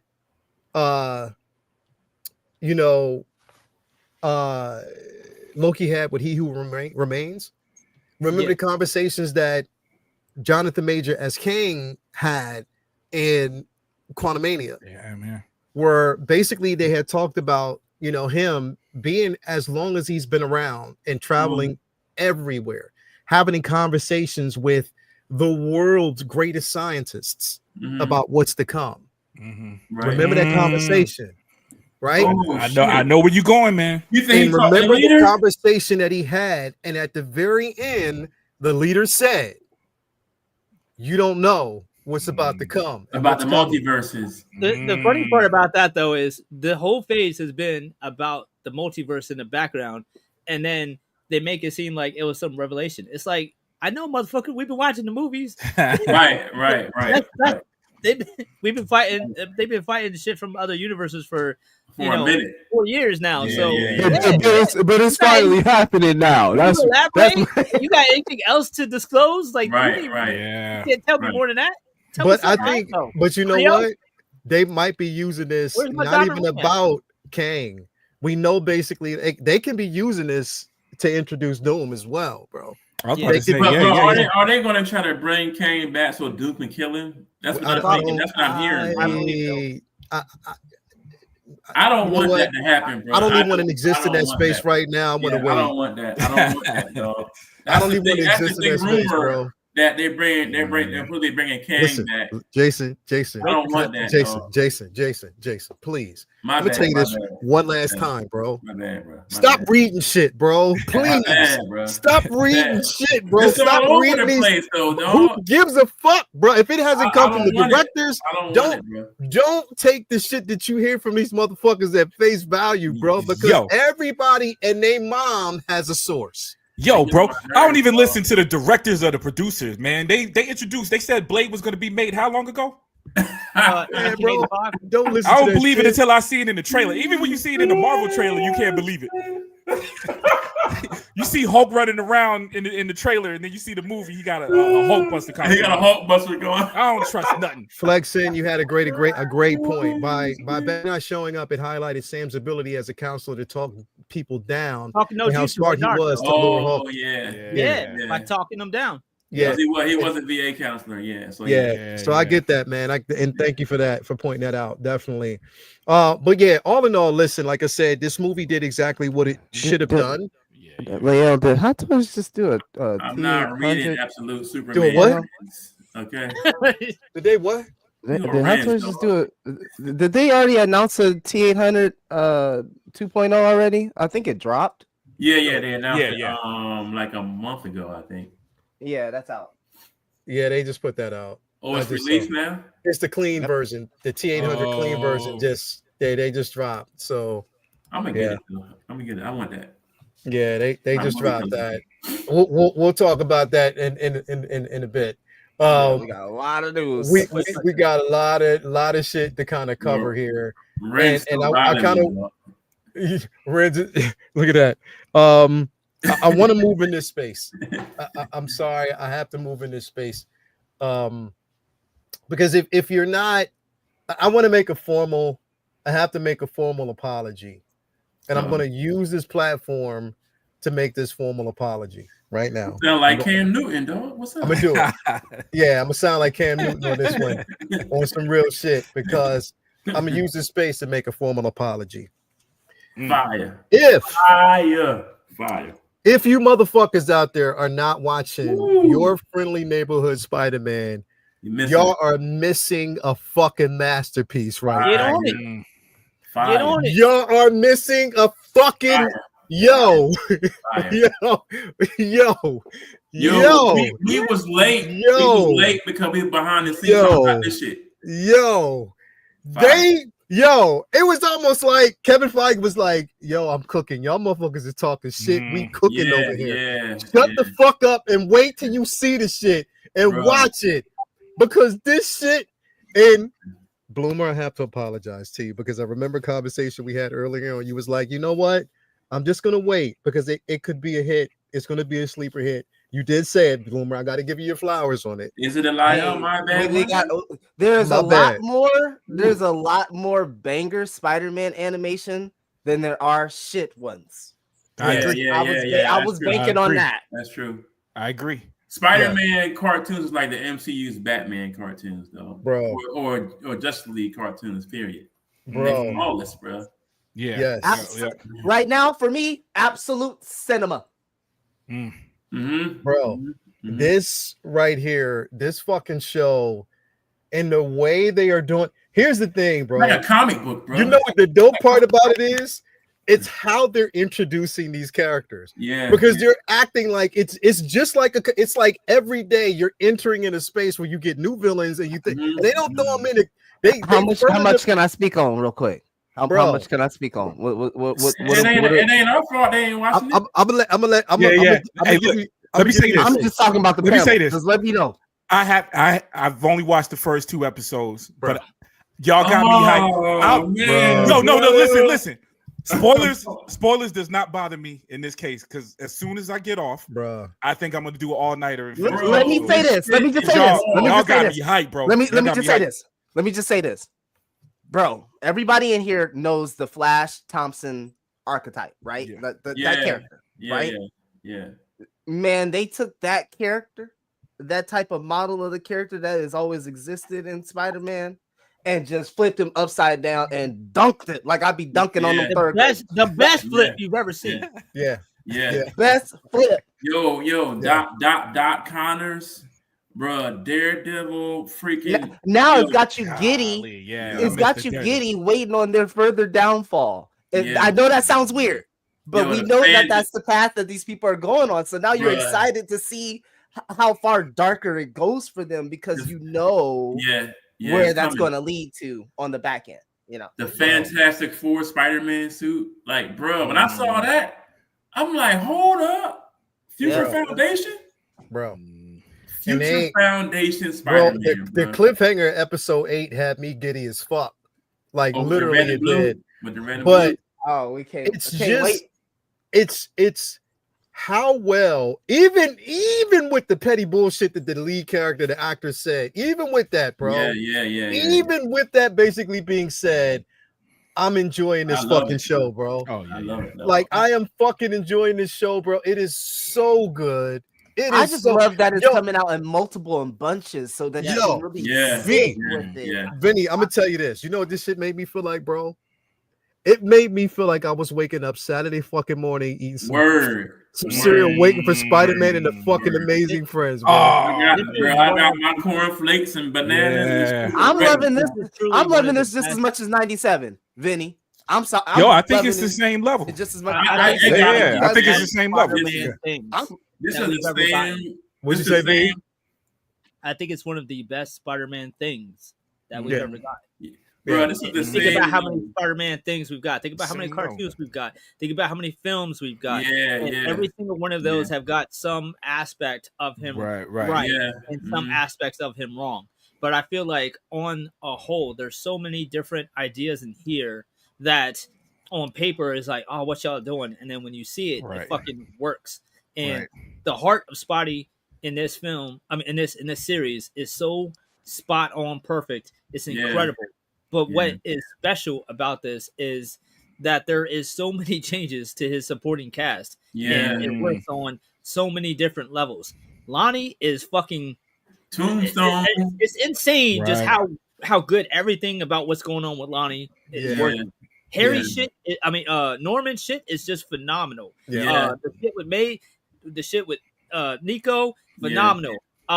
It's just, and all the science shit, that's what's so dope to me too. The science, this motherfucker is sciencing. Like he is sciencing, bro. He is sciencing, bro.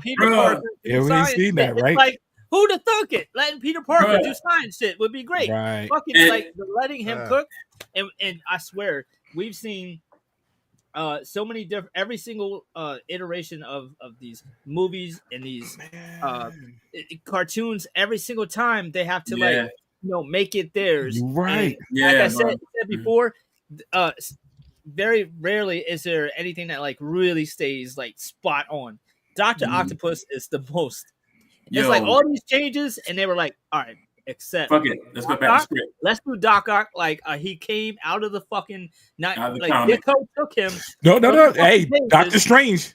Now the first put him right there. Doctor Strange. Doctor Strange was the same thing, man. I had to explain to my son. My son was like, "Yo, why does he look like that?" I'm like, dude, that's Steve Ditko. Strange. Was that this is Steve Ditko all over the shit. Steve Ditko Doctor Strange. The way the powers was used and everything. Yeah, He bro. got the Eric Larson sunglasses. Yeah. The sunglasses that Yeah. Eric Larson, the way he used to crosshatch the eye light is right out of the fucking comic. And the way that Scorpion fight went and the way that was crazy. I was just losing my mind because I think this is probably one of the best interpretations of Matt Gargan as well, Vinny. Like, I don't know. Like, I was just thinking about this the other day. I was like, the Insomniac Spider-Man game. That's fucking perfect. He was a dumbass. That's perfect, dog. Yeah. And it's retro. Don't that remind you? Because you said Spider-Man and Friends. But this looked like the Spider-Man that our parents was probably the one in the 60s, bro. right? Like the 60s joint. The whole thing got that feel. Yeah. And can we talk about the damn intro? The intro song? Yeah, bro. That shit. I'll put that shit on my phone, bro. That go hard. Look at this shit, yo. Now listen.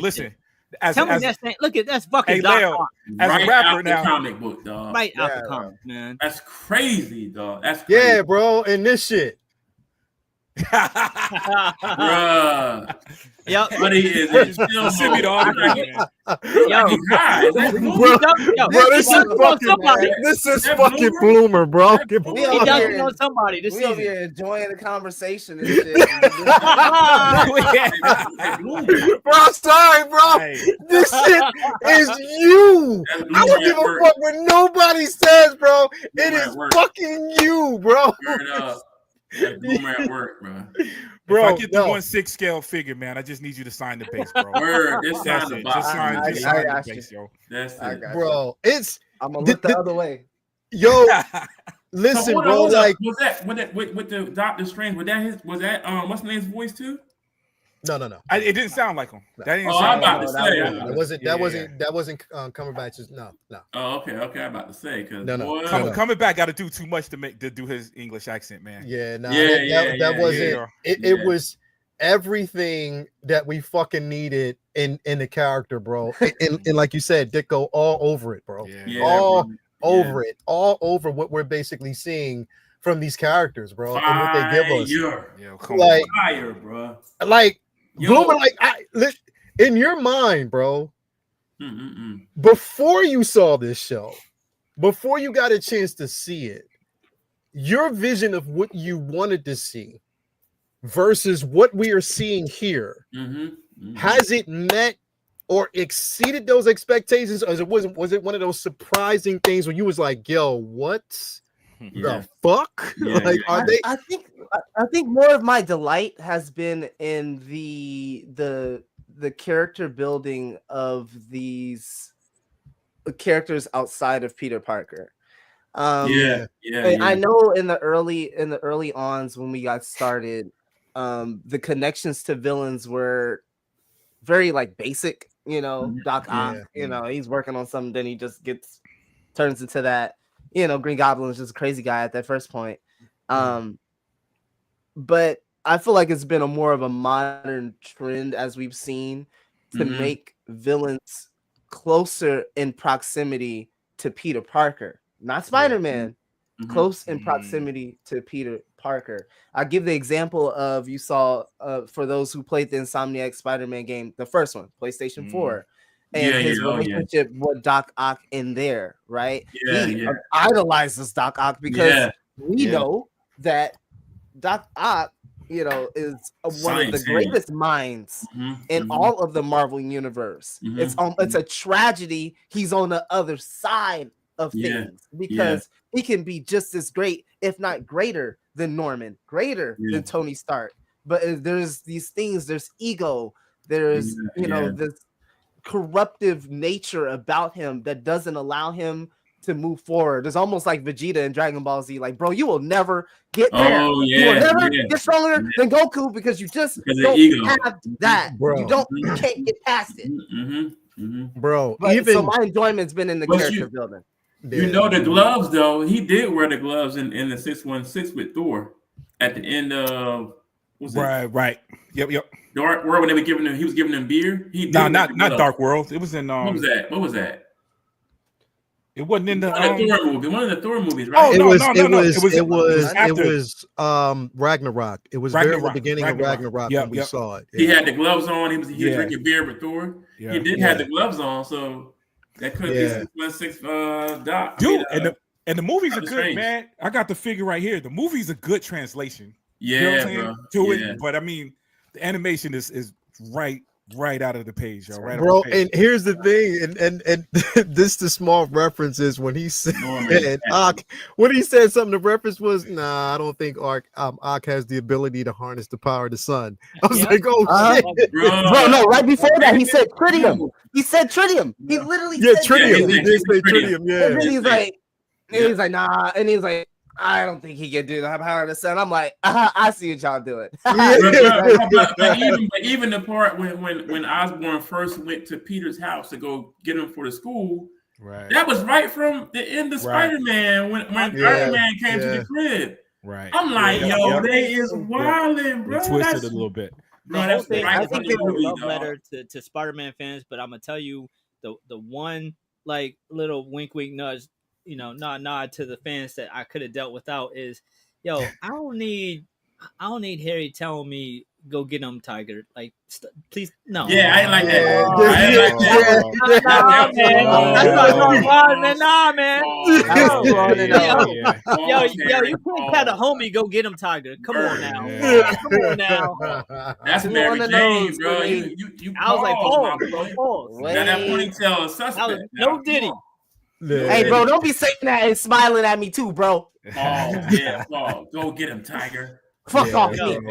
This is like now I can't go because you told me this. Say something else. Yeah, say something else. Nah, bro. It's this show. Literally, bro. Like after I'm getting done with this, I'm going up and watching him again because it's been that thing, bro. And how they multiple at a time. Which bro, I'm watching the Daredevil one, and me and my baby girl was watching it. So we watching it, and I'm off the couch like a little kid. Oh, that's Daredevil. That's him. Jaylana was like, Dad. Like, bro, seeing him in the all black and hearing the boy voice. Oh man, bro, it just and they did him so much good justice because. Yeah, go ahead, Vinny. Nah, I was just saying, like, he was getting busy too, and it made sense because this is a young Peter that doesn't really know how to fight. You go exactly where I was going. And Daredevil is obviously this is a very seasoned Daredevil who knows exactly what the fuck he's doing. Which is how it is, which is a head nod to the comic book as well, right? Now, let me ask you, his spider sense not working yet, is it? I don't think so. Nope. That's what it looked like. Because he would have avoided that. He would have avoided Daredevil's. I think they're using that as a growth. And he would have avoided the camera catching him changing. No other cameo excited me more, bro, than seeing the Chameleon, bro. The Chameleon. The Chameleon too. I was fucking hyped, bro. Yo, listen, bro. I think always been a Spider-Man's ass. Oh shit, Chameleon. Oh shit! Yeah, bro. Like, I'm like yelling. I'm like, all right, I gotta calm down. This is fucking. It's got fucking. Bro, I'm just saying another one. Like, I think to kind of go back to the thing that you posed earlier, Lael, about for real, bro. Did this exceed your expectations? Yes. And one of the things that I want in a Spider-Man story always is that we're in New York and there's so many active superheroes, active super villains. It has to be a living, breathing place. Yes, Peter is from Queens, but he has spectacular powers that can have him in 2 boroughs away in under fucking 15 minutes. Right. So the city is his playground. He goes anywhere he pleases. Yeah. And so for it to have that feeling of you got gangs here, gangs there. I also saw on the paper the Magia crime family is operating as well as, if you know, you know. So there is a lot of stuff happening here. Yeah, this shit. Yeah, she gives me Black Cat vibes. I don't know why. Yeah. I'm getting some Black Cat vibes from her. Yeah, bro. But she's too gritty though for Black Cat. I think she's still too. Yeah, and then too street for a Silver Sable. So I'm trying to kind of place it. Yeah. Yeah, bro. It's like in I am between. pleasantly I am so enjoying just and I like the simple fact that again, even in the episode where we got an appearance from Iron Man, it wasn't basically they're doing it in a way that okay, yeah, he's there. But it's not one of those things where he's, there's any type of influence from him, on the Peter itself. Right. No, right. that's not the story they're taking. They're taking something totally different. Even all the naysayers and people in the very beginning that was like, yo, wait a minute, what, Norman? What the fuck? Listen, it made sense. It makes sense, man. The way that they're framing it with the Sokovian Accords and all of that, like the Avengers they're dealing with some other stuff right now. They got stuff that's in front of them that they can't just be sitting here. Oh, who's the new superhero popping up in New York? Right. Bro, I'm like, yo, this is like, is this 616 or 617? Like, what the hell? I think the interesting thing that they're doing here too is one of my issues that I had in the beginning with Ben already being dead is his death provides a moral compass for him because he could have stopped what happened, but he was too worried about using his power for selfish gain. I was worried about that too. Yeah, that's because that's integral to who he is. So them taking that away is like, okay, Peter in the comics was kind of selfish at the beginning. He used his powers like maybe a lot of us would have. He just tried to like pay the bills with it. He just tried to use it for personal gain, and he did. His first instinct was not to go help people. But I think what the flip on it with this and where it might come in is Norman is kind of using him as a weapon and encouraging him to, like want power and to be strong. And I think what is going to happen is when things go south with Norman, that's when he's going to realize I can't be using my powers in this way. I have to use my powers. Didn't he flip the great powers? But you my powers like a mercenary. Yeah. I can't be using my powers for personal gain and like for a mercenary. I have to be doing it to help just everybody. He flipped the saying, right? Yeah, he said because with great power comes great respect. That was the kicker because it's like, nah, being Spider-Man isn't about putting some respect on my name. It's about helping every fucking person I can not go through what Ben went through, but they're going to have to flip that to something else. And I think it'll heavily involve Norman, but it's in a really dope way because it's not like, oh, here's Mr. Evil Norman. Like Norman's still like a father figure, but just like a strict militant father figure. So it's not clearly like, oh, this is clearly a bad guy trying to fuck you over and use you. There's enough good in Norman that it's not obvious that he's not really a good guy. It's just right. So it makes sense that it's going to take Peter a minute to figure that which out. Again is accurate to the comic. The older comic books was probably a little bit more black and white. It felt like it.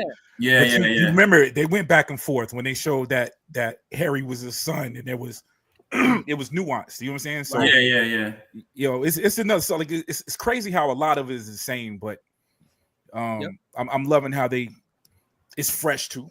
Because I forgot about the Uncle Ben thing until you just said it. That happened before the show. That was my first hiccup. Where like because they changed that in the MCU too, and I'm like that death was so impactful and important to what he is and who he is. Without that, you really need to replace that because it's like if Batman's parents didn't die, would he really be Batman? So if you have his parents still alive, you gotta explain your way out of that. Spider-Man has been told. So and the comic book fan in me don't agree with it. I'd rather just see the same Uncle Ben to see that story. Yeah. But I know every time there's a new Spider-Man movie or show, that's just like, okay, we gotta watch Uncle Ben die again. We gotta go through that scene. You know what I'm saying? So I kind of appreciate it.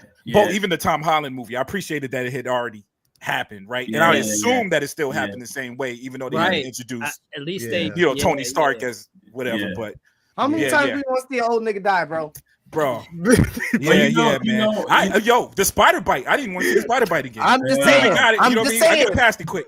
You know how many times we gonna like? I appreciate that. I appreciate that. Not everybody is as old as you. Not everybody is exactly. It's gonna be kids watching this cartoon for the first time. That's how I was. Yo, and you know what makes these shows, man? These shows brilliant too, bro. And the movies. I'm done, bro. This show, if you're not watching it, man, please, God, get off after you get off the show tonight. If you haven't watched the latest couple of episodes, definitely watch it. Get caught up. It is going to be a conversation. I'll make this the main conversation for next week. But again, we got a lot to talk about, especially motherfucker, bro. Motherfucker, bro. Motherfucker, bro. We going there now? Motherfucker, bro. Motherfucker, bro. Oh my God. Oh my God, bro. This was the fucking scene I had been waiting for, bro. I was waiting for this moment. And yes, bro, these motherfuckers was getting busy. We got a chance to see Battle Beast again, bro. Bro. Bro, the funniest part, and just to get this out the way, the funniest part is Battle Beast is still out there floating around in space fighting the Viltrumite, bro. Frozen like a motherfucker. Frozen like them old ass fries that you bought 3 months ago at the back of your freezer. That was frozen. Yo, what the hell? Bro. Yo, right out the comics, bro. Yeah, I love this show. I love Battle Beast, man. He one of the greatest characters. One of the greatest characters that talks so much shit, bro, and don't give a fuck. One of the greatest characters of all time. His plot synopsis is wants all the smoke. That's it. I just want the smoke, bro. I just want the smoke. I want to see if you are fucking worthy, plain and simple. And if you ain't, we ain't got no conversation, bro. You'd have to fight a Viltrumite.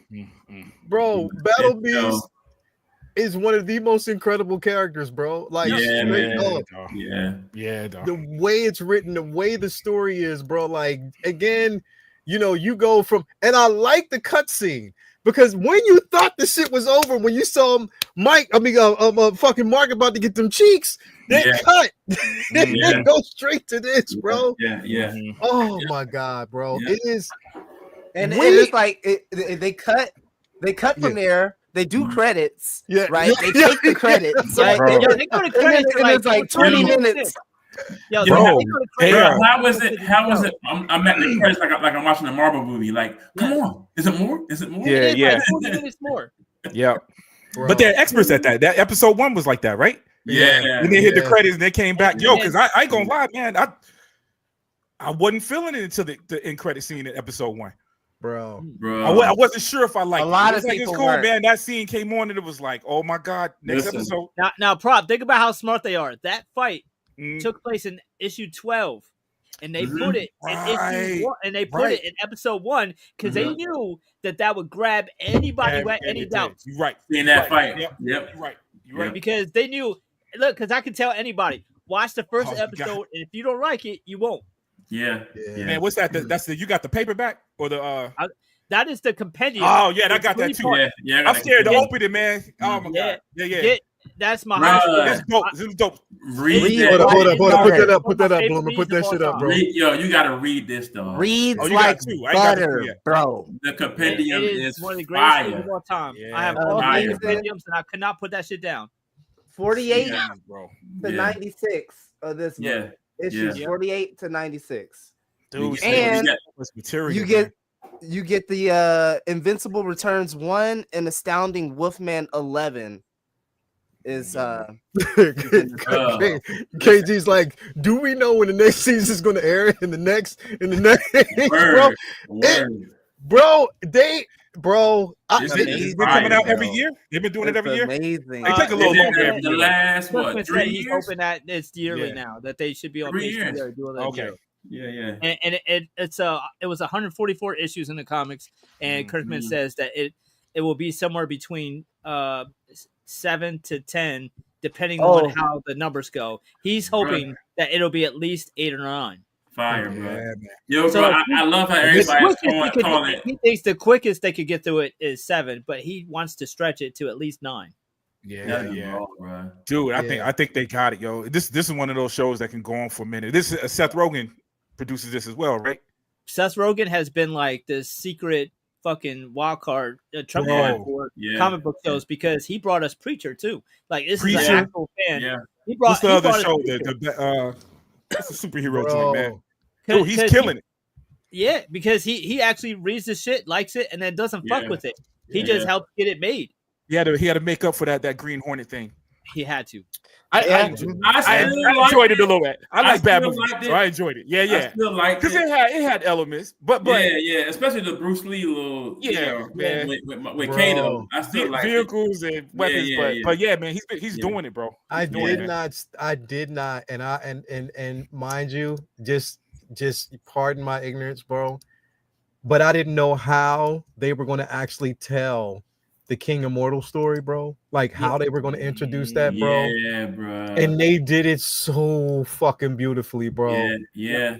It was done so fucking well, bro. Almost like, 1 for 1. Everything was almost 1 for 1. I was watching the scene and I'm just thinking about my experience reading the issue, and I'm like, this is happening literally step for step. Yeah, bro. I think the one thing I gotta go and read again, but I think they did take liberties and cut certain things out of it. I think Mark agreed to go with the time jumpers in the book, and in the show he was like, "Nah, I don't want to go," and then they like pushed him into. They took him, yeah.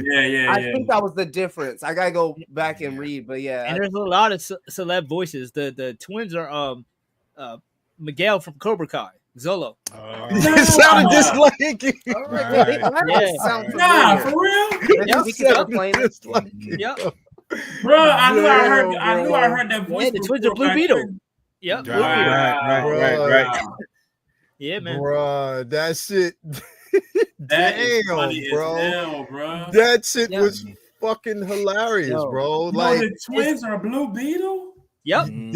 Yeah. I would have never pictured his voice, bro. That's crazy. Yeah, man. It's been so fucking good, and it's like, there's so much that they're doing straight out of comics. All they ever really do is change the sequencing. They kind of when this shit happens, but so much of it is just right out of the comics. And I really feel I hope we're getting close to when Mark get snatched up by my girl. Yeah, it's like what's so good about it is it's like that was one of the most fun reads I've ever had, and it's so dope to seeing all the shit on the camera, and it's just like, but it's still fresh to me because I'm not sure what order that they're gonna do it, and then I'm not sure how well they're gonna pull it off. But Battle Beast, man, I think. So by the way, for those who are Invincible fans, like us, Battle Beast and Ryan Otley, they're doing a new comic, and a new comic is coming back, a solo series for Battle Beast. I cannot wait. What? Mm-hmm. Yep, Battle Beast. Battle Beast by himself. By itself. Now, mind you, the comic's been done. Michael Dorn is the perfect voice. Yeah. The comic's been done for years, but Battle Beast is getting a spinoff this year. Yeah. Bro, how I missed the bat? So hold up. He had his own comic before. No. They are about to release it, so it'll be a prequel. I'm glad you clarified the twins, bro, because I thought the twins was, I was about to ask for 10% because they sound like KG, bro. I was about to get my money. I thought the twins was KG, bro. I was about to say, get my money, run my money, because you've been. Yeah, bro. Yeah.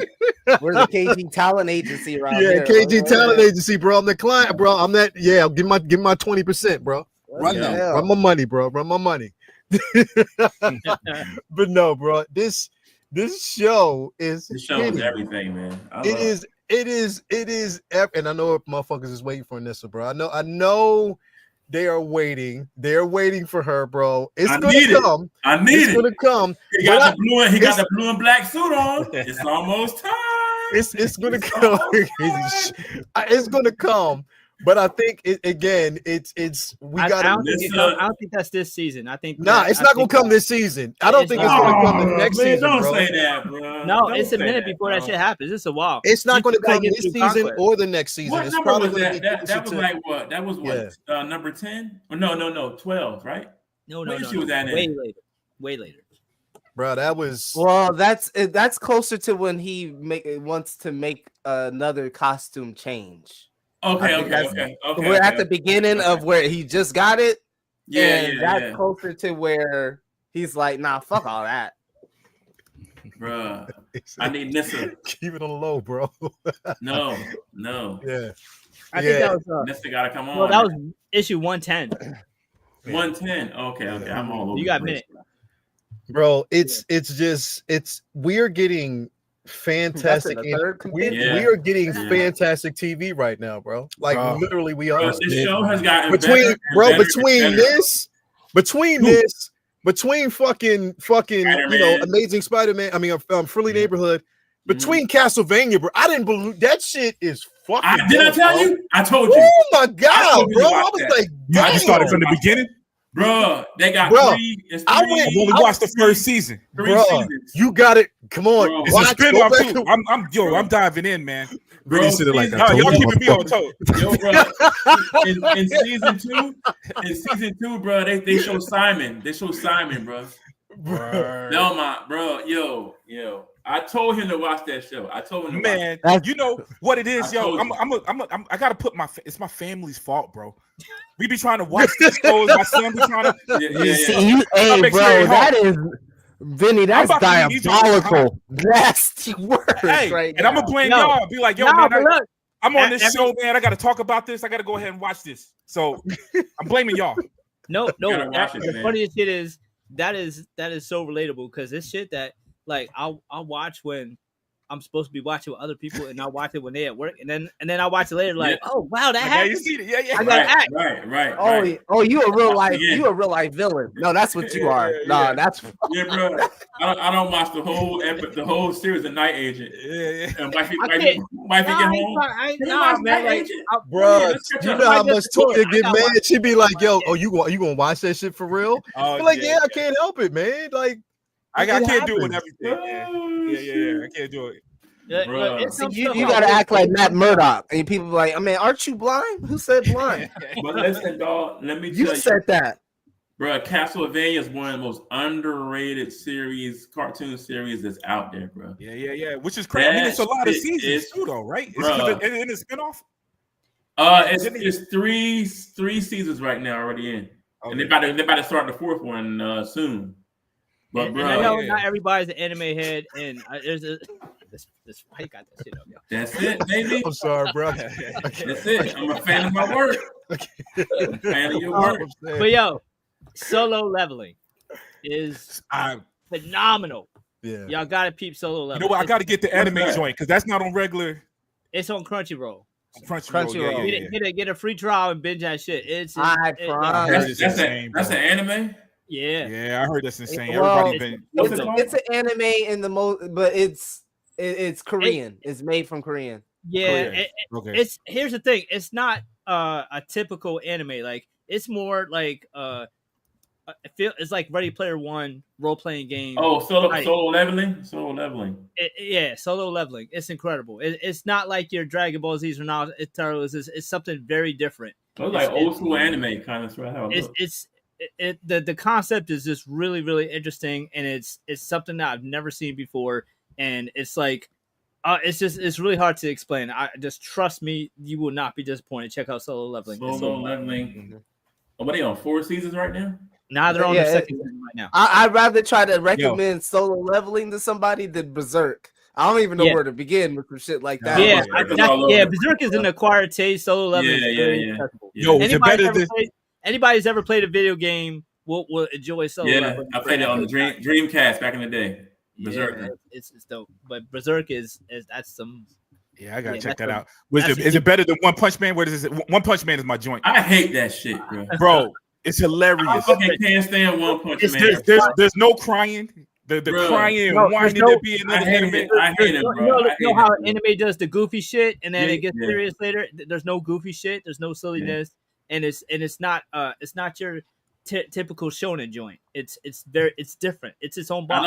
I don't like how they try to put him on the end all be all like over Superman and all that shit. Fuck. That's why you hate it. That's why you hate it, bro. Bald headed, beady eyed little fucker. That's why you hate that motherfucker, bro. Superman would fuck his ass up. I hate him. Yo, oh my god, that's hilarious. That's that good hate, yo. That's that kind of hate where you gonna make people watch it. Word up, bro. I'm gonna burn all the fucking niggas in that. Palpatine's feeling this hate right now. He's just like, Feed me. Mad hate. I hate that shit. Though. I hate Charlotte that. the Unicorn said, "I'll stick to Avatar: The Last Airbender." Every time you That's talk dope, about Superman, somebody gonna bring up Goku or Saitama. That's just the way. Yeah, bro. Like, come Yeah, on, yeah. dog. Like, Superman fuck up all of them. If you want to get technical about the shit. You think Superman can beat up Goku? What? I was just playing. I was just playing. Don't get me in that conversation, bro. Don't do that, bro. It's already late. I was born in the 70s, bro. Come on now. You know I was I'm a grown man.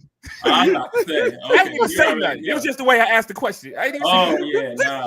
I'm about to get fired up in this bitch. Like, what? Yo, Castlevania is far from underrated. There were 4 seasons. Then you have the new series. Yeah, Castlevania Nocturne. Okay, Nocturne is incredible, I thought it was bro. something else. Yeah. It is fucking. Nocturne it is incredible, bro. That's a side series. Yeah. I saw the poster, the advertisement on there on Netflix. So the first 3 seasons, that Castlevania shit is fire, bro. So real quick, man, I want to kind of get into this real quick, because I didn't want to kind of leave without talking about our man, our guy, the legend, in my eyes, because like I said, I love his work. I'm a fan of his work. And that is none other than Steve McNiven. Again, I love his artwork. I mean, it is what's given, and he's given us some incredible, I mean, especially Old Man Logan, as far as Wolverine, incredible Moon Knight work. I mean, he's done the Lord's work when it comes to Moon Knight, bro. Yeah, definitely an incredible artist, bro. Like, if you don't know, like, you have he's like some of your favorite artists, you know what I mean? Like, straight up, like, he's an incredible artist. Some of the work that he's done on Daredevil, Bloomer, Spider-Man as well, bro. I had to put that out there because he definitely kills Spider-Man as always. But yes, definitely an incredible individual. Vinny, what's your thoughts on this, bro? Yeah, I've been a fan of his since CrossGen, where he debuted drawing Meridian after Joss Middleton left. So CrossGen was my shit. There's a lot of famous artists that came out of CrossGen that are in the business now, and McNiven was like, this guy's going to be amazing. Jim Chung and Greg Land and a few others came from CrossGen too.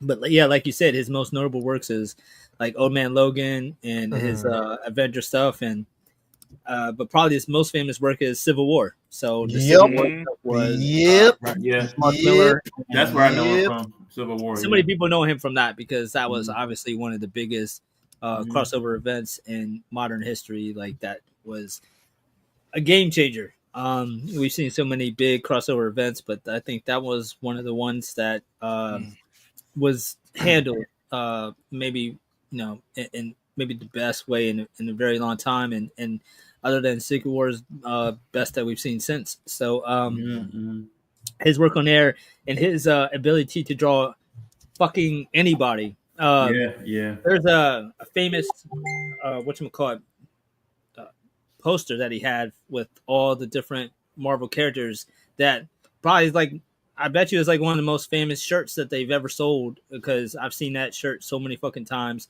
of that backdrop of all the Marvel characters. Like, this dude he's done it all. Like, he's done tons of work with Wolverine, Secret Empire. He's done Daredevil, been all over the place. Captain America, done all Spider-Man. He's done all the big books. He did that famous Marvel spread. Is that what you're saying? That one that's like everybody. That one that's everybody. Like, that's like one of the most iconic Marvel images. Everywhere. I'll try to find it in a minute. My damn mouse died and shit. I'm trying to get this shit taken care of. Because everybody knows that one. Like, you just talk about it, you're like, yeah, everybody knows that picture. Yeah, I'm gonna pull it up here in just a second. But this stupid ass fucking mouse, man. Hold on. I get it in just a second. Yeah, this joint. Everybody knows that picture, man. It's fucking everywhere. Yeah. So it has to be the Marvel fucking on the website. Like, that's the picture everybody knows. That 3/4 view shot of the universe. Like, that's just an iconic image, and he's just amazing with stylized realism. He has great attention to detail. Obviously, works phenomenal with multi-character pieces. He does great storytelling and storyboarding, sequential art in the panel work. and he draws great faces, draws great women, draws great action sequences, does great with backgrounds. He could do it all. He's one of the I call him. He's like one of the modern legends. Like he's one of the guys who are in the new guard. I mean, he's been around for a minute, but it still feels like he's in the modern new guard of some of the guys that are up there with the Copios and Leonardo Francis use of the modern Marvel masters. So he's phenomenal. He is. You put him on a book, it's going to sell. Simple as that. You put him. I mean, bro, just again, color, visuals, and like you said, he can draw any and everybody, bro, without hesitation. Like his attention to like character work and even like the raw emotion in these books is just incredible, bro. Like he just brings so much depth with these. Casey K Carter is crazy. He said his artwork is phenomenal with Leo voice. He crazy. But nah, man. I was surprised, but like I said, we're always surprised about like some of these artists that we don't really talk about as much. And haven't really brought like even like a lot of his work with Cap has been incredible as well. I wanted to bring it up because his work with Captain, his work with Captain America is incredible, bro. But you're right, Civil War, some of the most iconic covers that we've ever gotten. McNiven has always been, even Jay can't leave you out. He's even done some, commission and done some work for Superman as well, bro. I know. So definitely. Did he draw the one the Captain America when he got shot on the steps? Was that him? I don't think that was him. I don't know if that was him. I don't think that was him. That's when Civil War kind of. No, that wasn't him. That was because that wasn't actually in Civil War. Right. That's before everything started. After. Yeah. Oh, it was after. Mm-hmm. Wow, I'm old now. Bro, but like I said, I mean, some of his most a lot of also his iconic work was definitely with Moon Knight, bro. Yo, like Moon Knight's my favorite. Yeah. Oh, bro. Yeah. His Moon Knight and Superman are my favorite, bro. Crazy. What his most underrated work is to me, though? And it looks so different than like he did something different with Moon Knight.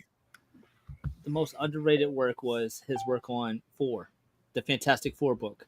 Yeah, the covers on that joint were absolutely fire. Like there's a thing throwing Invincible Woman pick where he's got her throwing her like the fastball special, but it's just a sphere, so you can't see. And it is just one of my favorite covers of all time. This motherfucker was so dope on that 4 book. He's the man. Like he's done so many great covers. I'm gonna shoot you a couple of them real quick. Like he's amazing. You said on the 4 book? Yep, on 4. Yeah, bro. Like this one right here. Hold on. If this is, I gotta kind of pull it up. It's not letting me pull it up, but I think. Hold on.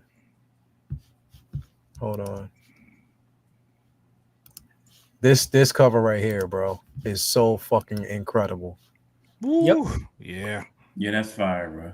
This cover right here is incredible, bro. Like McNiven has done. Yeah. I have this book. Yeah. I have that book. Wow. Yo, check out the 2 that I just sent you. I'm old. Hold on. Well, let me pull it up here in a second. If I get it over here real quick. Hold on. Yeah. Oh, it's coming in. Hold on. I think I know which one you're talking about, though. It came in like super small, but hold on.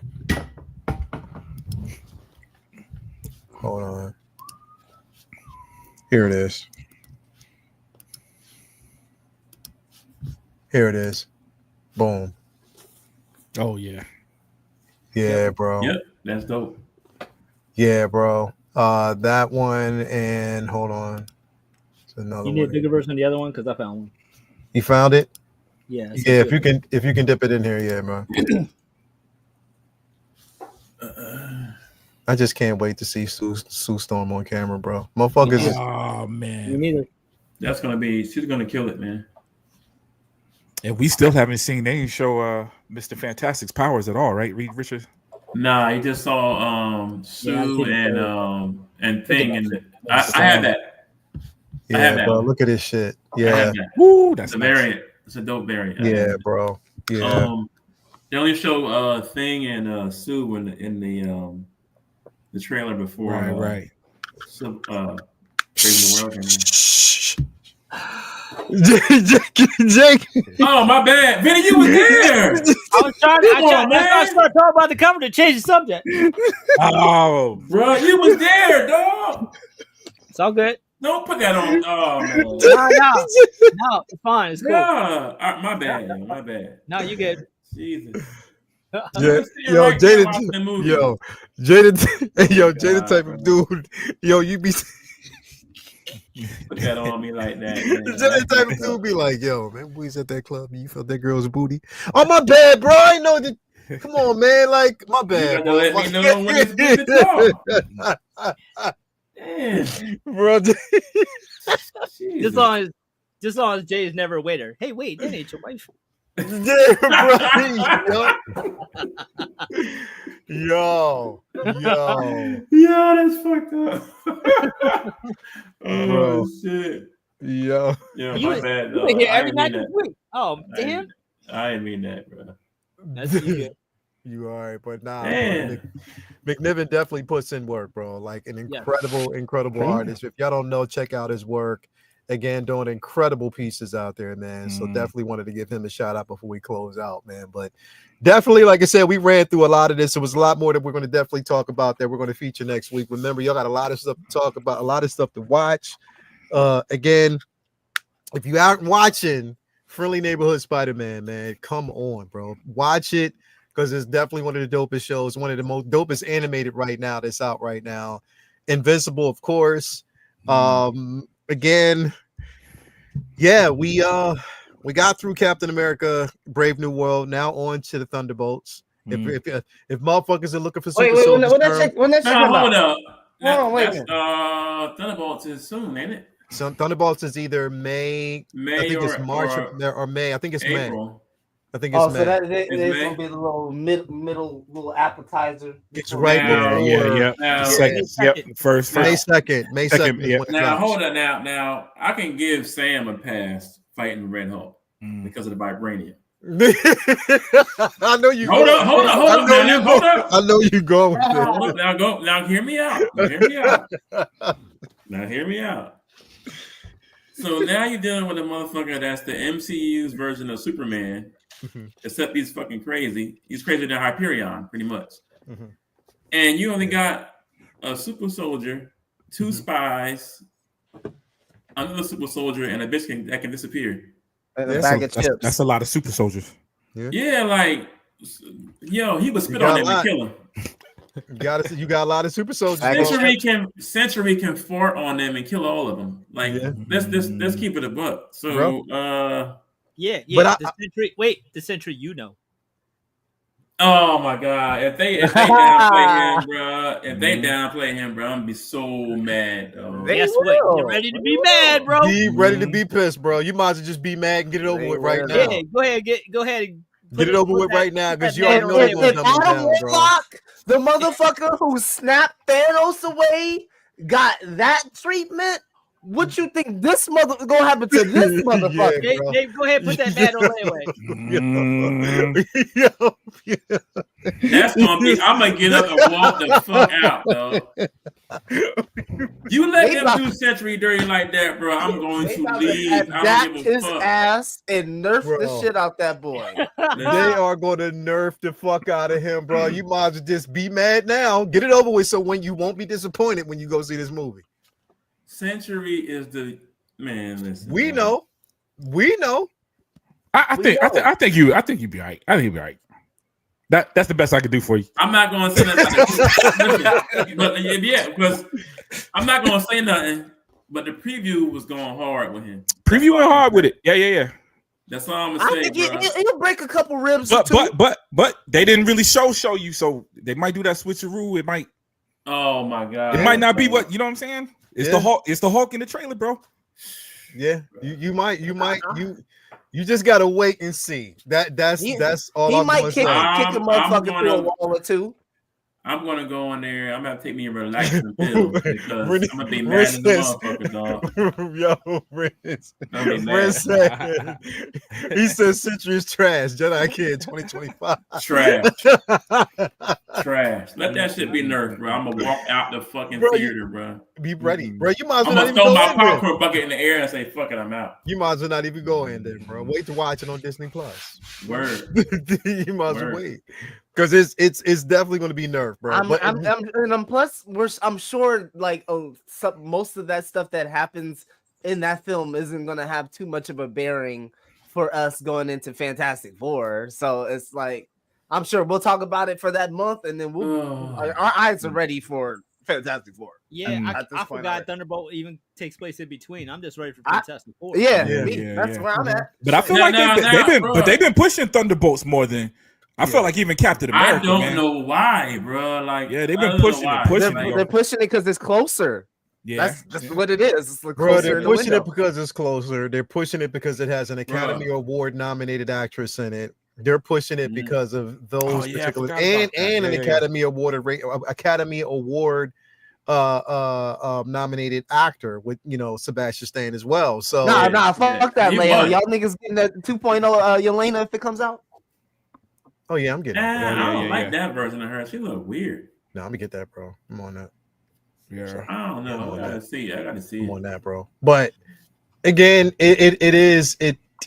We just gotta wait and see. All motherfuckers have been crying about Super Soldier Serum. You're gonna get plenty of it in that film. And I hope.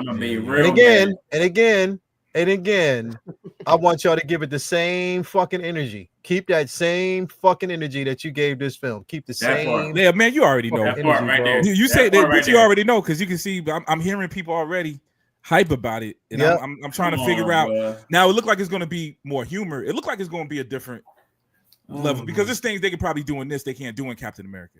Yeah. You know what I mean? Captain America can't be goofy. There's little jokes here and there, but he can't be as goofy. They probably gave it. They probably gave it a better budget as well. I got more faith in Fantastic Four beating Galactus. It's a much brighter film. It looked like a yeah. And then they didn't let the stuff leak either. You know what I'm saying? Because part of the problem with Captain America, we shouldn't even. Everybody was telling about that shit. Stuff like that. Right, Vinny, did you go back and watch the trailers, bro? For Cap? Yeah.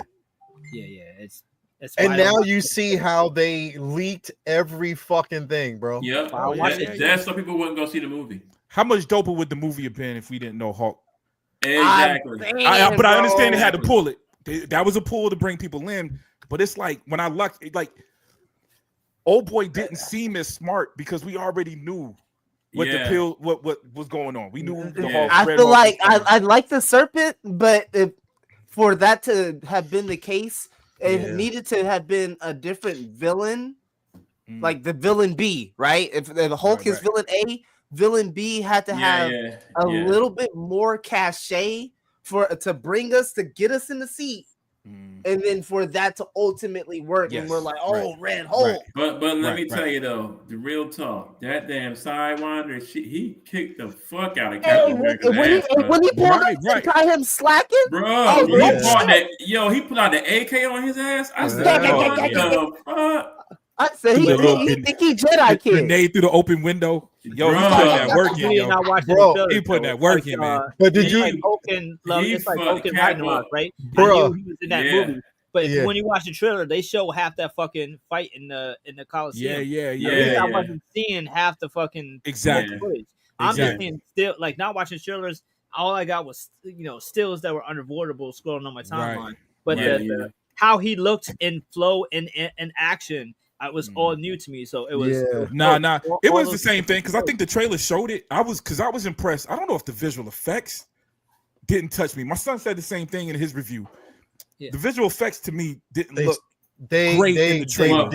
In the movie, it looked, but in context, for Captain America, it might have been the same, but it was different seeing in context as you can. I think for like the TV shit, the trailer, they like brought it down a little bit. When you knew Captain America was a Negro in this movie, bro, is when he picked up that brick.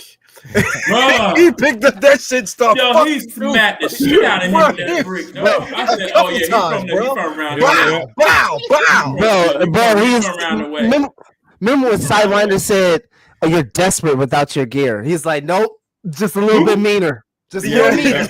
Just a little Bro. bit meaner, bro. He grabbed a motherfucking cinder block, hit him in the head. I said, Bro. damn, he from around the way. That's a hood boy right there. Bro, Yeah, and motherfuckers like, well, he ain't got no super. It was a light that there's different cinder blocks, and if you've seen the one he had in his hand, and you can pick them shits up, bro. Yeah, you can pick them shits up, bro. And some of these sucker MCs don't even know what they just saying stuff. You don't even know what the serum is, yo. You know what I'm saying? Yeah. Like, come on.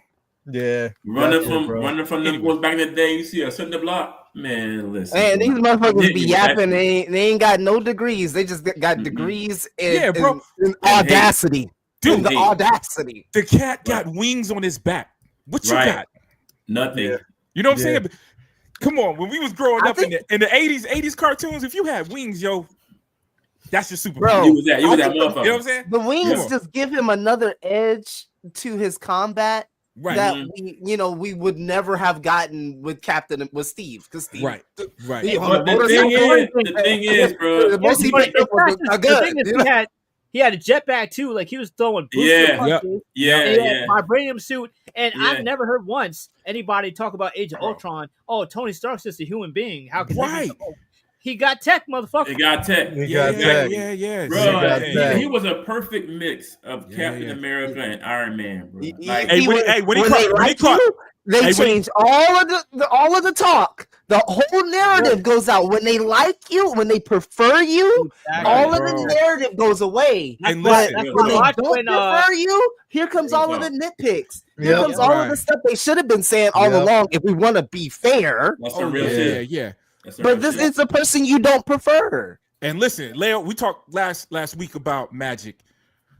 Remember when we used to go to the movies, you didn't have to explain. Dude, what was my boy? Tom Hanks put a coin in a machine and turned into a child. Oh, big! Come on, dog. No explanation. No, everybody in the movie. When we had to break down no science or where the magic came from, where the machine came from. That's what we came up on, man. So if the movie is good, I'm not saying that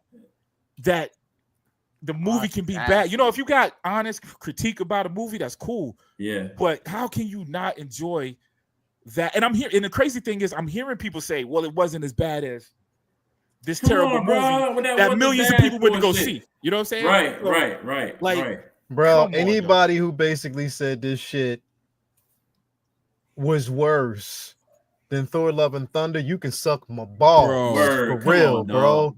Because, bro, Thor: Love and Thunder was the worst MCU movie I have ever seen. But when they prefer you, then they make excuses. Exactly. When they prefer you, it's baby, it's okay.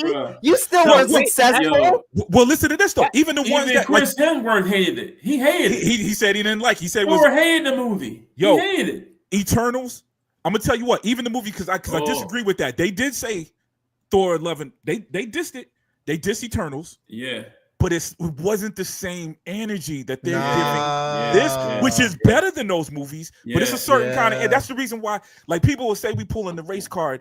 You got to understand constantly. We ain't throw it first. We ain't throw it first, bitch. They've been saying that since the shit dropped. First of all, and it's the ugliness to the comp, because I can tell you, because even now you kidnapped me. I have a right to throw the race card. Right.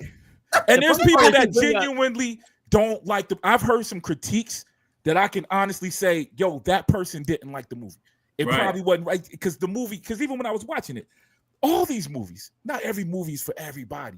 Right. It just isn't, yo. You know what I'm saying? If you love, because this is a different kind of piece again than some of the other Marvel movies. Yeah. But again, you can tell that ugliness, man. There's a little twist. Yeah, bro. It almost feels like a hit piece, man. Anytime you see the reason why I read that Rotten Tomatoes, because how is it 80% of the people are saying is they liked it? It's dope. But we're on here talking about the negativity, because all we catching is the negativity. Because there's articles being written by people that we're supposed to trust, or podcasts being done by people we're supposed to trust. People are saying this is a flop, and it's like it's on its way to be as successful and at least break even. Most of these films y'all be fucking championing don't even do that. Yeah. We got some motherfuckers on here. The funny part is you bring up Big with him wishing on Zotar, and then Leo brings up Love and Thunder, where they turn eternity into Zotar. Right. There's times Right. when Right. you get to a pass, and there's times when they say that's just Exactly. That's Right. horrible. Exactly.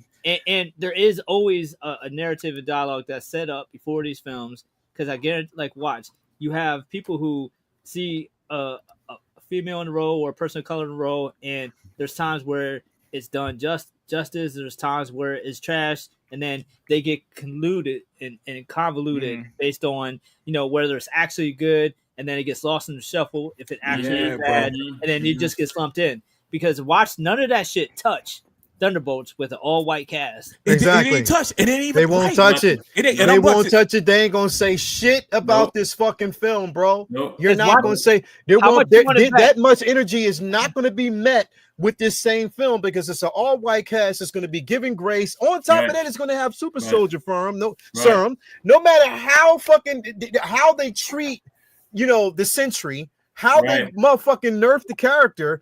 How motherfucking is still it may have plot holes everywhere. They are not. They're going to give it grace, bro. No matter how over comedic it could possibly be, they're going to give it fucking grace, bro. That's how it works. This man's first entry cinematically as Cap. The first time we actually see a black man wearing a uniform, it was doomed. From a cinema aspect, because we knew these motherfuckers want to come out, and that's why I said it, and I stand on fucking business.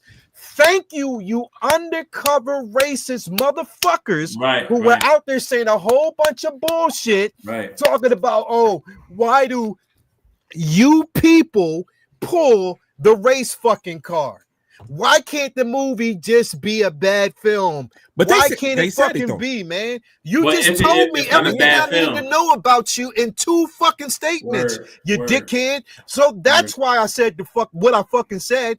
That's why I am able to pull a race card, because you allow me to do it, because you infiltrate and do the shit yourself. You open the door so we can say that shit and call you out, and then you don't like when we do it. Right. Exactly.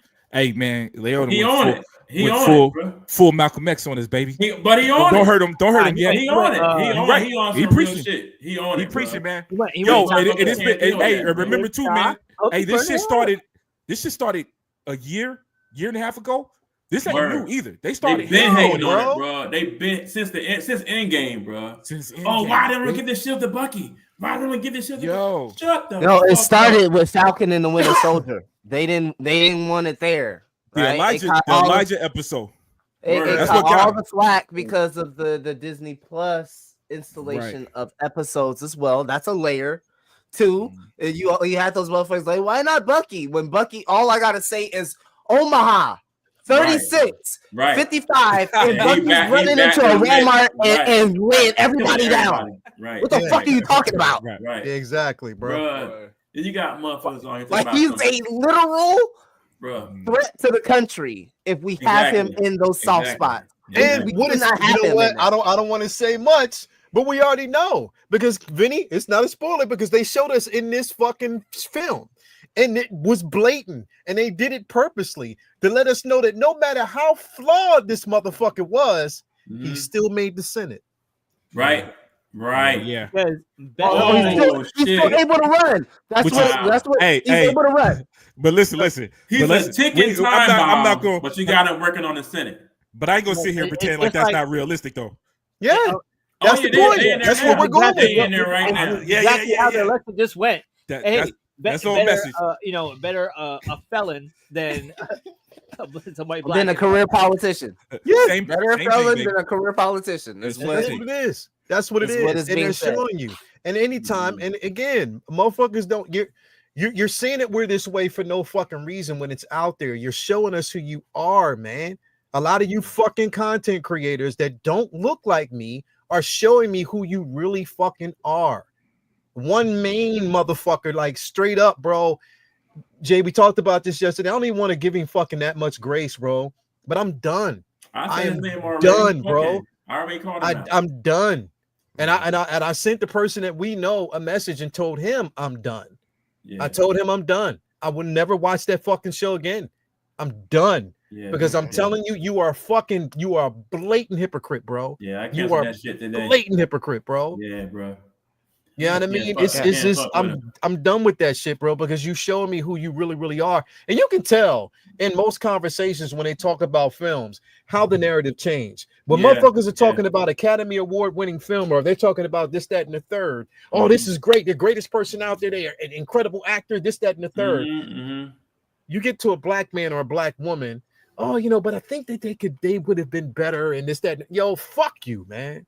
Yeah, it's always shit, bro. It's always this recoding for shit. And it's like, bro, this motherfucker talking about fight choreography. Man, talking about it was mid. What the fuck was you talking about? You corny ass motherfucker who can't fight, bro. What are you talking about, powder? And you talking about fight choreography? And then I'll backslap you and knock you the fuck out. Right. Because I heard the fighting was like they compared it to a TV show. I read that before. Come on, dog. That it was. But listen. Hell no, that action was cold, bro. But like, TV shows right now are cinematic. Exactly. So what TV show are you talking about? So that's what I'm saying. Are you talking about Daredevil? Because the fight scenes in that motherfucker's dope. Shit, I've seen this shit on all of the platforms: Netflix, HBO Max. Shit, fucking. I hate to say it, bro. That first scene, the first fight scene, choreography. Dude, that first fight scene when he was throwing that shield reminded me bro. Of Winter Soldier. Steve too. Bro. You know what I'm saying? Yeah, it reminded me of like the quality, the visual effects, the stunt work. All of that stuff reminded me of movies that people say. I will open hand, backhand, smack him up in the face and knock him out with this my knuckles, bro. He is a pussy, bro. Well, but it is what I'm saying. Hey, Sam represented us, though. Put it this way. Sam represented us, and there's so much that can be said to expose this dude that everybody is already exposed, because half the information that you get is from your boy Robert Meyer Burnett on your show. And your show ain't good, and it's been proven that your show wasn't fucking good for months. You brought him back. Now you get the fucking attention and knowledge that you fucking need. And then on top of that, bro, you completely flip. The shit. Run the tape back, bro. Rob didn't leave, yo. Remember, it was an issue. He didn't. I know, bro. I know the issue. I know everything about the fucking issue, bro. And I could expose, but I just don't want to, bro. When I see motherfuckers like this, bro. When I see motherfuckers like this, bro. And the thing is, I hate it, bro. I can't, and I don't give a fuck, bro. I really, really don't, because I ain't got shit to lose. You do, he does. I ain't got shit to lose. But when you're talking about my people in this aspect of it, bro, especially when you have somebody that looks like me representing the country, right? And then you take advantage, you use every opportunity to be dismissive. That's some bullshit, bro. Oh, but he tried to trick us though, because he said, who did he say? There was a black character on the show yesterday. He was like, I like this character. I was like, oh, that's his way of saying I got fuck up, man. But bro, you can't wash that shit away, bro. You already said it. Don't try to backpedal on that shit. Because I know just what the fuck you said. You know what? And then day after day, since fucking Thursday night, every fucking day he's been making a video of this shit. It's been good, different. Yo, he did the same thing with regardless of what, probably not the best example. It ain't got nothing to do with race. But I saw him do it with Flash. Was the first time I seen him do it. Where he said he liked Flash. They are exposing themselves. The next day, it was like Flash is okay. It is. The third day, it was like I'm telling you, it's the platform. It's the platform is encouraging these people to not even be human anymore. No, it is to follow a trend, and there is a part of it is like, man, you're always putting videos up every day. And so you're putting yourself out there every day. There's going to be some sort of like incongruence at some point because you're just putting out so many ideas. But you know, when it's like you're violently swinging opinions. One day you're here, bro, and then the next day, the next video you put up, it's like bashing the thing that you said you liked the day before. That's what I'm seeing, man. What was it? RoboCop that had the dude yelling. What the remake had Samuel had the little news show where they yelling at their audience. Yeah. I've been seeing that a lot with our community, right? It's not just because I don't want it. It's a weird thing because they put us in a weird position. I'm not dissing anybody that disagree with me. Mm-hmm. But we can tell the difference. We've been on this earth long enough to know. I don't expect everybody to like this film. I'm not asking you to like the film, but I'm asking you to be respectful towards my people. That's what I'm saying. That's the thing. You don't have. You can say that you don't like the. And this is why I give you a perfect example of somebody who I basically love, their reviews and their take on it because they speak from, and they're one of us. They speak from a place of knowledge. They're geeks. I don't know if you watch him, Bloomer, but Coy. You watch Coy, bro? No, He's part of the Real Rejects. The Real Rejects, bro. I love that show. Yeah. Coy is on point, bro. He gives reason, and he's speaking from in terms of like even he hates seeing this shit, bro. He hates seeing this shit that's out there. But if it's something that he doesn't like about the film, he keeps it in the context of the film itself, not about the person, not attacking the person. Bro, you know what I mean? And that's the shit that I don't fucking like, agenda. Bro.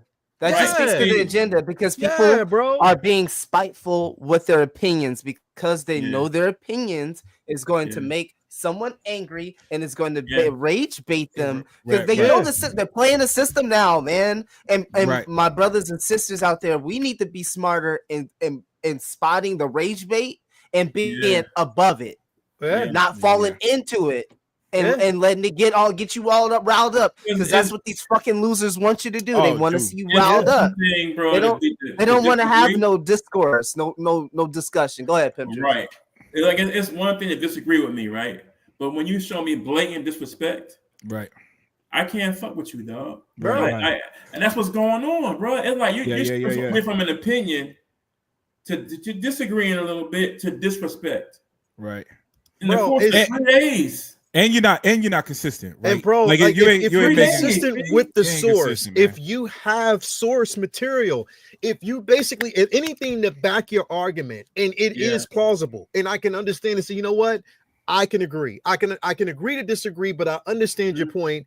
At the same time, I know you're not attacking the character, you're attacking the treatment of the character. Right. I get that. I completely understand that. Right. But when you start the conversation with, yeah, that's not my Captain America, Steve Rogers. No, motherfuckers. No. Right now, this is your Captain America. This is what you're fucking getting right now. Got, yo, Leo. Not only do they start with that, but then they start with that months before you ain't even seen it yet. Yeah, that's great that you're Captain Steve Rogers, but right now Steve Rogers is shitting on himself with a fucking diaper. We need a guy who's of age and is actually able and ready to take on the role. Sam Wilson is the guy. And did not Captain America. I hate when people, and y'all might disagree with me. I got a lot of my friends disagree with me. Dude, I love when a story ends. Walter White ending. Perfect to me. Yeah. Why would you bring that character back? Steve Rogers, that ending was perfect. Yeah. Bro, they're going to bring him back as Captain. You're going to bring him back to do what? Yeah. And y'all don't even think Marvel movies, you don't even think Marvel's doing well with their properties, and you want to bring this, no. But this you know character what? back Here's to do the thing. Here's the thing. And this is the shit that I can't wait for. And this is why I can't wait for Doom. I can't wait for. They're gonna bring Steve back though. They're gonna bring him back. No. They're going to bring Chris Evans back, but not as Steve Rogers. Right. He's going to be Captain Hydra. And watch how much that pisses people the fuck off, bro. Captain Hydra, yeah. Bro, hell, Leo, to be fair, it pissed motherfuckers off when they did it in the comic. Well, they didn't get pissed off with Robert Downey Jr. as Doom. Oh yeah, they did. Oh, they did. Oh, did they? Oh, they did. Okay. They did. People got pissed at it. I didn't like it. They it. got pissed at it because again. They want it because they want Iron Man back. Which brings me to my point, bro. People do not and will never like change, especially in this community, bro. Yeah. They don't like change. They won't accept change. They won't accept evolution. We see that shit in Star Wars every time an IP is released, bro. Oh yeah. You know what? I hate that people don't. I'm one of them. I ain't gonna lie. No. Comic book our community like that. But you know what I do when that happens? I just don't watch it. Right. If I didn't like the prequels, that's what I do. Because people forget that the prequels are golden. My kids came up on one of my kids came up on the prequels. Yeah. So I watched them. You know what I mean? And I learned. I love the prequels though. Clone Wars. I didn't like them at first. Clone Wars made me fall in love with the prequels. Oh yeah. The Clone Wars cartoons make, you know what I mean? Yeah. Which I'm not even going to go to Star Wars. I felt like Captain America did that this time. Like you said, the Eternals wasn't the greatest movie. I didn't like Eternals. Well, after watching Captain America, I'm gonna have to pop Eternals back in. You know what I'm saying? Just because it's the continuity, and you might Dark even go back and watch Dark- the Incredible Hulk as well because of the continuity, bro. yo. And that's it, because So- it's cohesive, it's connected. The connective cohesive. tissue there, bro, Right. is gonna it makes watch the viewership for those shows on Disney Plus go up because people are gonna go back and watch it because it's the material that's there, so they can understand it. Right. That's the point of doing it, and I think it was a smart move. What I don't get is motherfuckers like, how can you make a Captain America film without even focusing on Captain America? They did. What were you watching? Dummies. What were you watching? Dummies. It was that they were using him as a character to fill in those I holes think and that was spaces the point of the needed. movie. Bro, To be honest with was you, I think that's supposed to why. happen. Yo, I think that was the point of the movie. I think the leader not being as big. Yes, Red Hawk was one. There was a lot going on. What I took from the movie was that was a Captain America, because the story, the arc that I got, was him. I don't know if I'm explaining that right, but the dialogue, the character, it was just felt like everything else was just a spectacle that they built around. That was the story to me. Was Sam Wilson, groundwork with the president wanting him to restart the Avengers. Exactly. It was like the president put that bug in our ear that they want to restart the Avengers with Sam as the lead. Now, I think Disney might do some cute shit and have Captain Marvel be the lead, knowing them, but I think that it puts a possibility there that it will be Sam, which is hopefully where they go with it. But if it's like, not everybody reads the comics, and we know that is generous. It's more like barely anybody reads the fucking comics. But it would take you 5 seconds to look up the fact that, like, not only was, Sam Cap in the comics, that Steve actually eventually came back. So what we fail to realize is that it's not like, people fail to realize, like, these are movies that deal with actors. So there's situations in which it's not like a comic book. You can't control what's going on with the actors. Like, if Chris Evans is like, all right, I did 8-9 films here, I'm ready to wrap it up and do some other shit, then they got this option to either just get another person to play Captain America or do a story that they've been setting up. And in the comics, yes, Sam was Captain America and still is, but then Steve came back. They can in the future get a fucking another person to play Steve from a different universe and come in and give you Steve Rogers back after they do a trilogy with Sam. Like, you still might which is still gonna be issue, man. Because I'm gonna tell you, the normal movie actor is not gonna roll too much longer with this multiverse thing. So them, you know what I'm saying? Because I can see it with the people I'm talking to. They will figure out a way to say it's done for now without really eliminating it. You got America, and you got all these other characters that can figure out a way to use it in the future if they want to, for a plot device. I don't think it's to be something looming over every story because it's too easy. But to take something as convenient as a multiverse and not use it for X-Men, T'Challa, another Tony, another Steve, at least one of them to get around an actor who either died or retired or quit, or a character that they didn't have the rights to back then, but they do now. They got to use the multiverse for something that's been I get it. All these, so they can bring Steve back. The name, the IP. But you know what? But you just made a good point though too. Like the only reason, besides the race thing, the true fans that are tripping about is because those were legacy characters for us, even within the realms of the movie. Because I don't think some people don't realize. And don't get it twisted, bro. Like, and that's the thing. What people have to understand is that we love Steve Rogers. Right. I love Steve Rogers as Cap. I love Chris Evans' version of Captain America, and he put a stamp on it. And yes, he was Captain America for his time, and he was incredible at it. And yes, it would be amazing to see him come back on screen to play this or portray this role. Hey, if it's right though. If it's right, and if it suits the narrative, and if it's not done. But here's the thing: the danger of that is because you're giving these fucking idiots out there more ammunition to talk shit. And I think that, again, I know somebody like Kevin Feige is aware of that. The Russos are definitely aware of that. So basically, they know how they're going to bring this character back, or how they're going to bring him back in the MCU.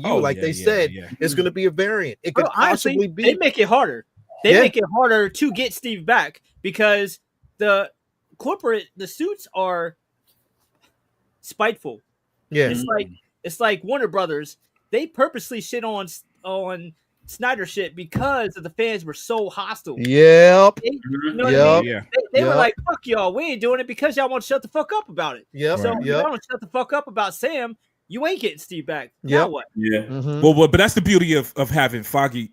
Kevin, it's a little bit different, right? He's a suit, but he ain't necessarily a suit as Disney is. You know what I'm saying? And Warner Brothers was a little bit different beast. So you do got. Now, I'm not saying that whatever he says goes, but I feel a little bit better when it's in his hands because he's only going. Even with the Russo brothers coming back, he's doing it because I don't like the Robert Downey Jr. thing, but I trust Russo brothers. Russo brothers haven't given me anything to distrust their decisions. You know what I'm saying? So it's like I want to see going crazy about it. Right. Because to me, Fantastic Four, that's one of my favorite. Like, I Fantastic Four is near and dear to my heart. Like, even the old joint. Right. Really, the main thing that was wrong with that 2005 film was how they did Doom, and I waited 20 years to see him done right. Yeah. I'm like, damn, like just get Doom right. All right, so the reason why I'm trying to just be chill and be cool and wait is because not only it's a film, and I couldn't imagine in my wildest dreams not just seeing Doom in the Fantastic Four movie, but getting his own movie. But Russo's making it, who've really given me like most of the best Marvel content that I enjoy. I think Marvel changed when they came on board. I enjoyed it before, but when they came on board, that's when we got a Captain America movie that felt like a and you know what they did? Movie. You know what I'm saying? One of the smartest moves that they've actually done within the last couple, or actually the last month or couple weeks, is actually signing them to a multi-production deal where they oversee everything that's actually going on cohesively. So everything basically that's going on right now with the Avengers and everything, but then after that, also the X-Men. So they're giving them that space to kind of oversee this to make it more cohesive because that's what they do.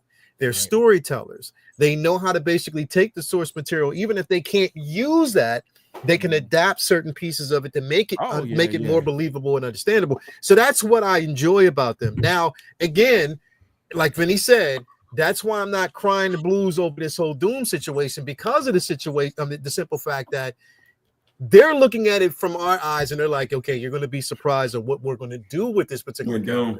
Just wait for us to basically see. We had no idea when they basically said, yes, we're bringing Thanos into this. Yes, we're bringing, bro.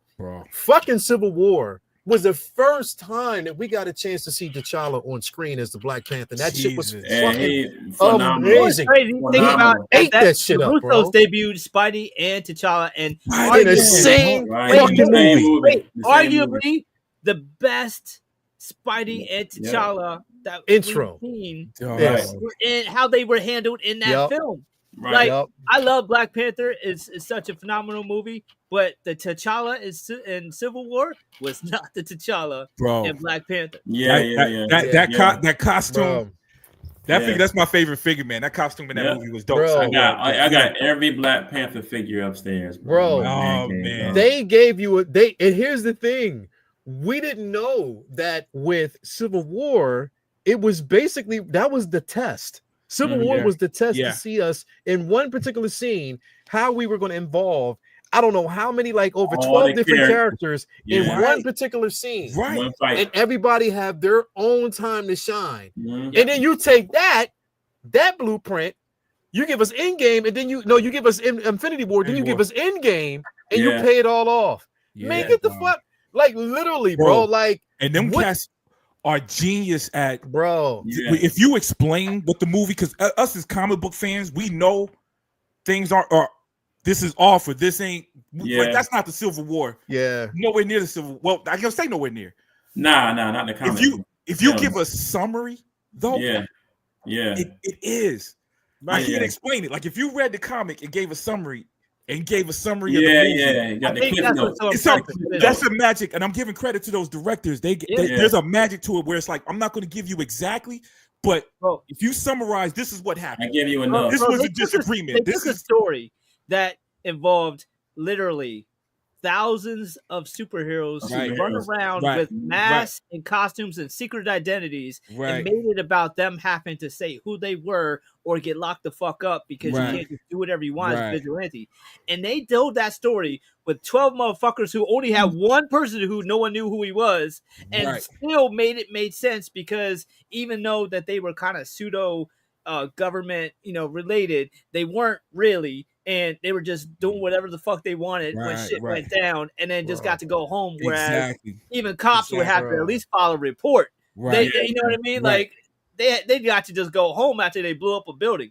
That was, and they told that story with like 1% of the Marvel universe to work with. But that's all we had, and that's where the movies are different than the show, right? Because I mean, the comic has, an abundance of heroes years, right, to build those characters too. Where the movies, this is what we got, so it was even better. They introduced a few we ain't 2 or 3 that we hadn't seen, and the rest they dealt with what they had already introduced. So it was still the same feeling. So when you watch the Marvel movie, if you say the comic book encompassed all the superheroes, well, the movies encompassed all the superheroes that was in those movies. You know what I mean? So I guess in that way, it was the same. But you're right, man. It was the spirit of it and the idea that you just pointed out, and that's what the audience. So again, not all the movies do that, but there's a few. When I hear people say something isn't like the comic book, that's what I think of, because you got DC, and I'm a DC head, so I love DC movies, but DC doesn't do. It's rare to get a version of a DC movie that's like the comic book, right? Like if they have Joker, 89 Batman is different than any Joker story. There's a couple of, people say Killing. I can see where they got visual cues from. But 89 Batman is nowhere near like the Killing Joke, even though he used that as a reference. You know what I'm saying? So I think Marvel and specifically these brothers are doing that, man. And I think Kevin Feige is for a suit. I think he's part of that too. Dude's a fan. You know what I'm saying? And that's the thing is, like, bro, and you got it. Motherfuckers got to speak on it, and don't forget that those first fucking few films of the last couple of phases, Kevin Feige wasn't in control at that point. He was running. He wasn't in control. He was running thin. You had Chapek that was basically in there ripping shit up and doing some bullshit. Now they're writing that ship and they're trying to clean it up. So you just got to let them cook. Daredevil was the first thing. They said I don't know how I know it's somewhat true, but they had 18 episodes because it was going to be a long season. He scrapped this shit. It was like, nah, we ain't doing that. That's the first thing he did when he came back, though. And look what they showed. We ain't doing that. We ain't doing that. We're gonna go back to basic because they trying to skirt some bullshit out. Who knows what we would actually got? Yeah, man. Nah, we ain't doing that. But it's still gonna be an uphill battle, man, because we're dealing with the toxicity which put us on this subject, man. The fans are. It's a different level of tox, and it's because it's not just. It's still race, but it started to transcend race because now they can say Disney. Thus, Marvel is woke. Period.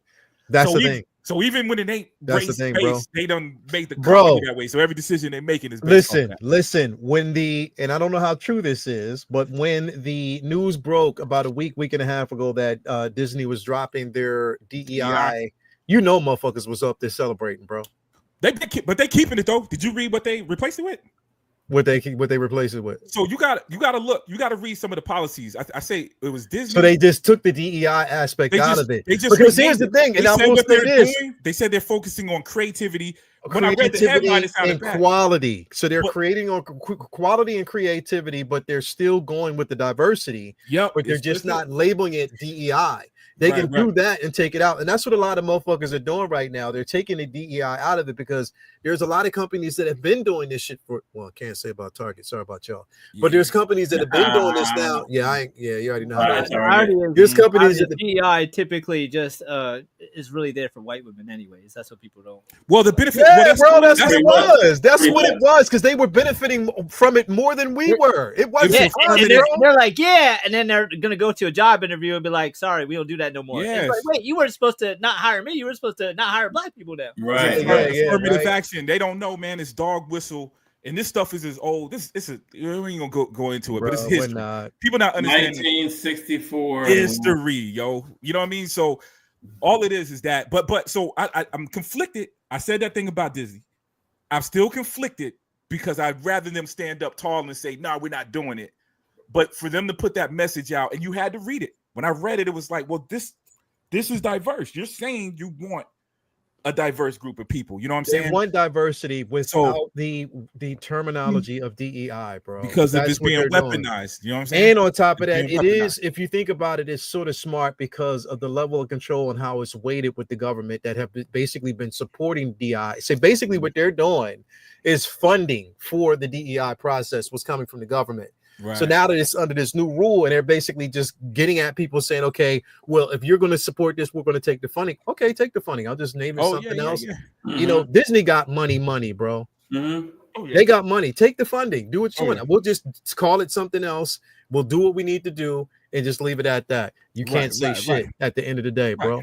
So that's the thing. That's what now, if Target would have followed suit instead of standing on business in the very beginning saying, oh, yes, no, we ain't ending that shit. We supporting D. And then the next fucking week, you're like, nah, we got to take this shit away now because they talking about, nah, bro, you shot yourself in the foot. And now you're trying to backpedal and say, oh, nah, we trying to get y'all back. We're sorry. We didn't know. The only reason why they're saying that is because the shareholders was like, they on that ass. Oh, y'all didn't tell us we was going to be losing this much money. Yeah. The dumbest shit is you know how much black products are in Target? What you say, B?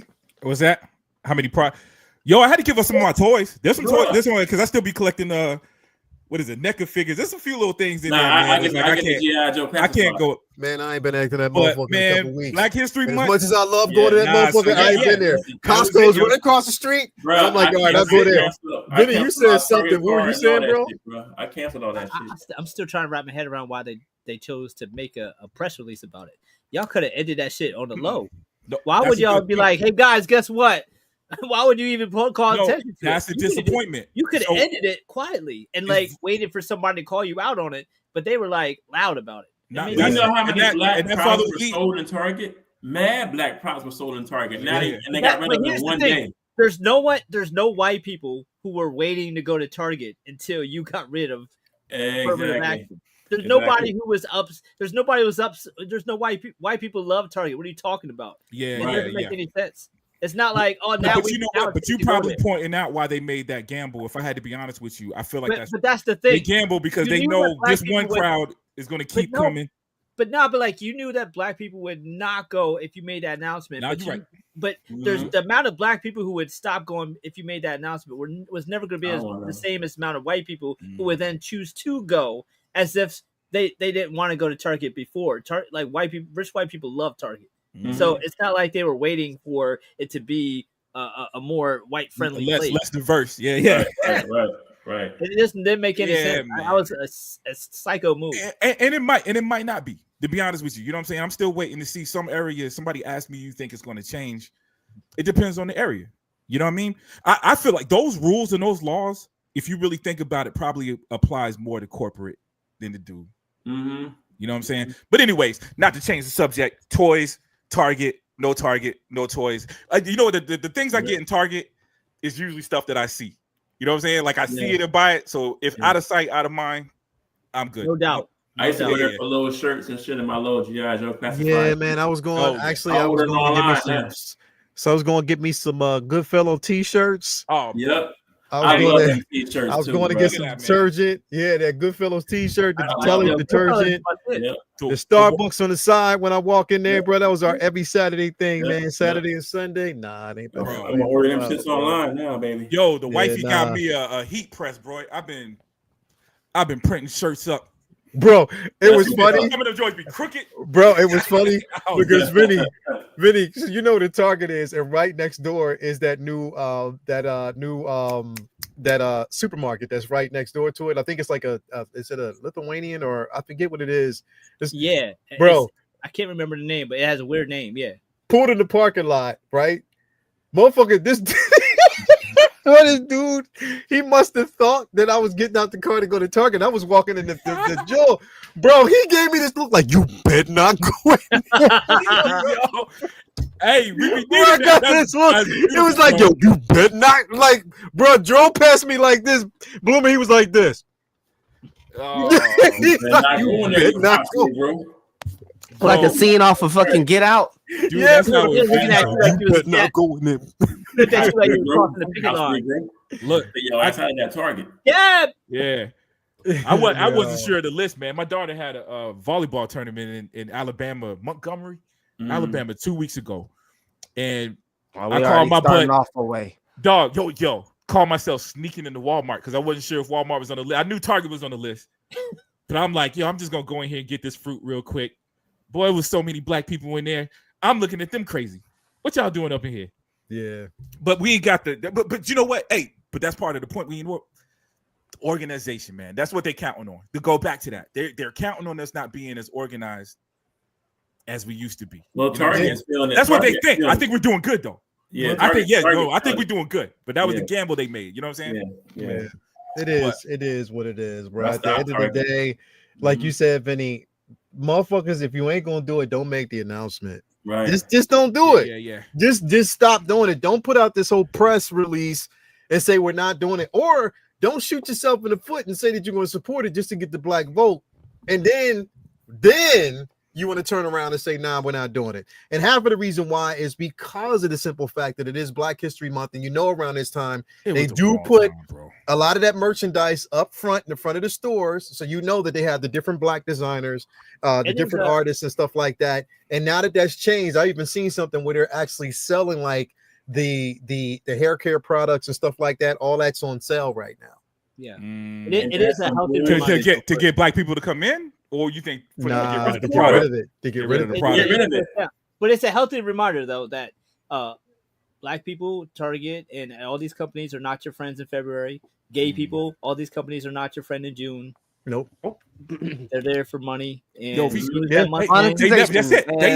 they never were. They're never your friends. That's never your friends. It was all a marketing ploy, bro. It's the thing is, if we say we are, we can make money. If we say that we are, basically, we can make. Now, again, I will say that there are some companies out there that have been standing on business even before DEI came in the press. You know what I mean? Even way before that, companies like The Gap have been standing on business for years. They've been doing this for a long fucking time, bro. So it's been it ain't moving because again, they've been standing on. You can't take something away from them when they've been doing it from day one. Even companies like Old Navy, Banana Republic, they all the same. Yeah, they all the same. So they've been basically doing this shit for the longest time. Ain't nothing changed from that aspect. Look, it's not. Look, it's like this, bro. We're not talking about giving. So here's, and I want to make a reference. Hard on the line, you my guy, bro. You already know that. So I got to make a reference to this. You said it's for everyone to have equal playing ground. Not sure where the negative uproar came from. Now here's the thing: it's completely fine to actually have equal playing field. The problem is how they market the situation, how they make it look, and especially with these stores. I'll use, and again, we're going to use Target like this. At the forefront and how they basically marketed and they made us believe it was a trap. They wanted you to believe they was for the culture and they were supporting for the movement. But again, once that funding was about to get ripped away from them, they had a decision to make, which means companies like that were forced to be honest and let you know that we didn't give a fuck about you. It was the money. And when they said that you're taking our money away from us, we gotta change some shit up. And it's greed. Greed like a because they already got a lot of money. Yeah, bro. Get a lot of money. Greed like a motherfucker, bro. All the so I know Starbucks is sitting back like, will y'all leave us alone now? Leave us alone. Don't say shit about that. Leave us alone. We cool, right? We good, right? Just leave us alone. Man. Well, and it's the wrong time anyway, because dog, there's so many action figures, man. There's so many places to get. You know what I'm saying? What's that underground figures you been? Somebody hit me up. I don't know if you said Big Bad Toy Store, Big Bad Toy, man. You know what I'm saying? So it's like Hogwarts, eBay. Golly, dog. So this is the wrong time to be flip floppy on your standards, because I can get my GI Joe from GameStop. We can get it from somewhere. Yep. We can get it from somewhere else, bro. Motherfuckers want money, bro. It is what it is. Get it from somewhere else. Anyway, We've been talking. We almost at 3 hours. We're gonna get out of here, man, because there's a lot to talk about. Yeah, they waiting on me to play some Marvel Rivals, man. I gotta go lay down the law. Yeah. So anyway, I'm not gonna go around and say, what up, everybody. Look, if you're watching this right now, follow all these gentlemen on Instagram, Facebook, YouTube, whatever basically doing right now. We'll be back next week for another exciting show again. Follow me at Barry McCockiner, Instagram, Twitter, and Facebook. Barry McCockiner. Go Bird. There you go. Yeah, go Bird. Anyway, go Bird. Man. Go Bird. Love y'all. He gonna keep on. Love y'all, man. Talk to y'all next week. We're out, man. See y'all later. Peace out.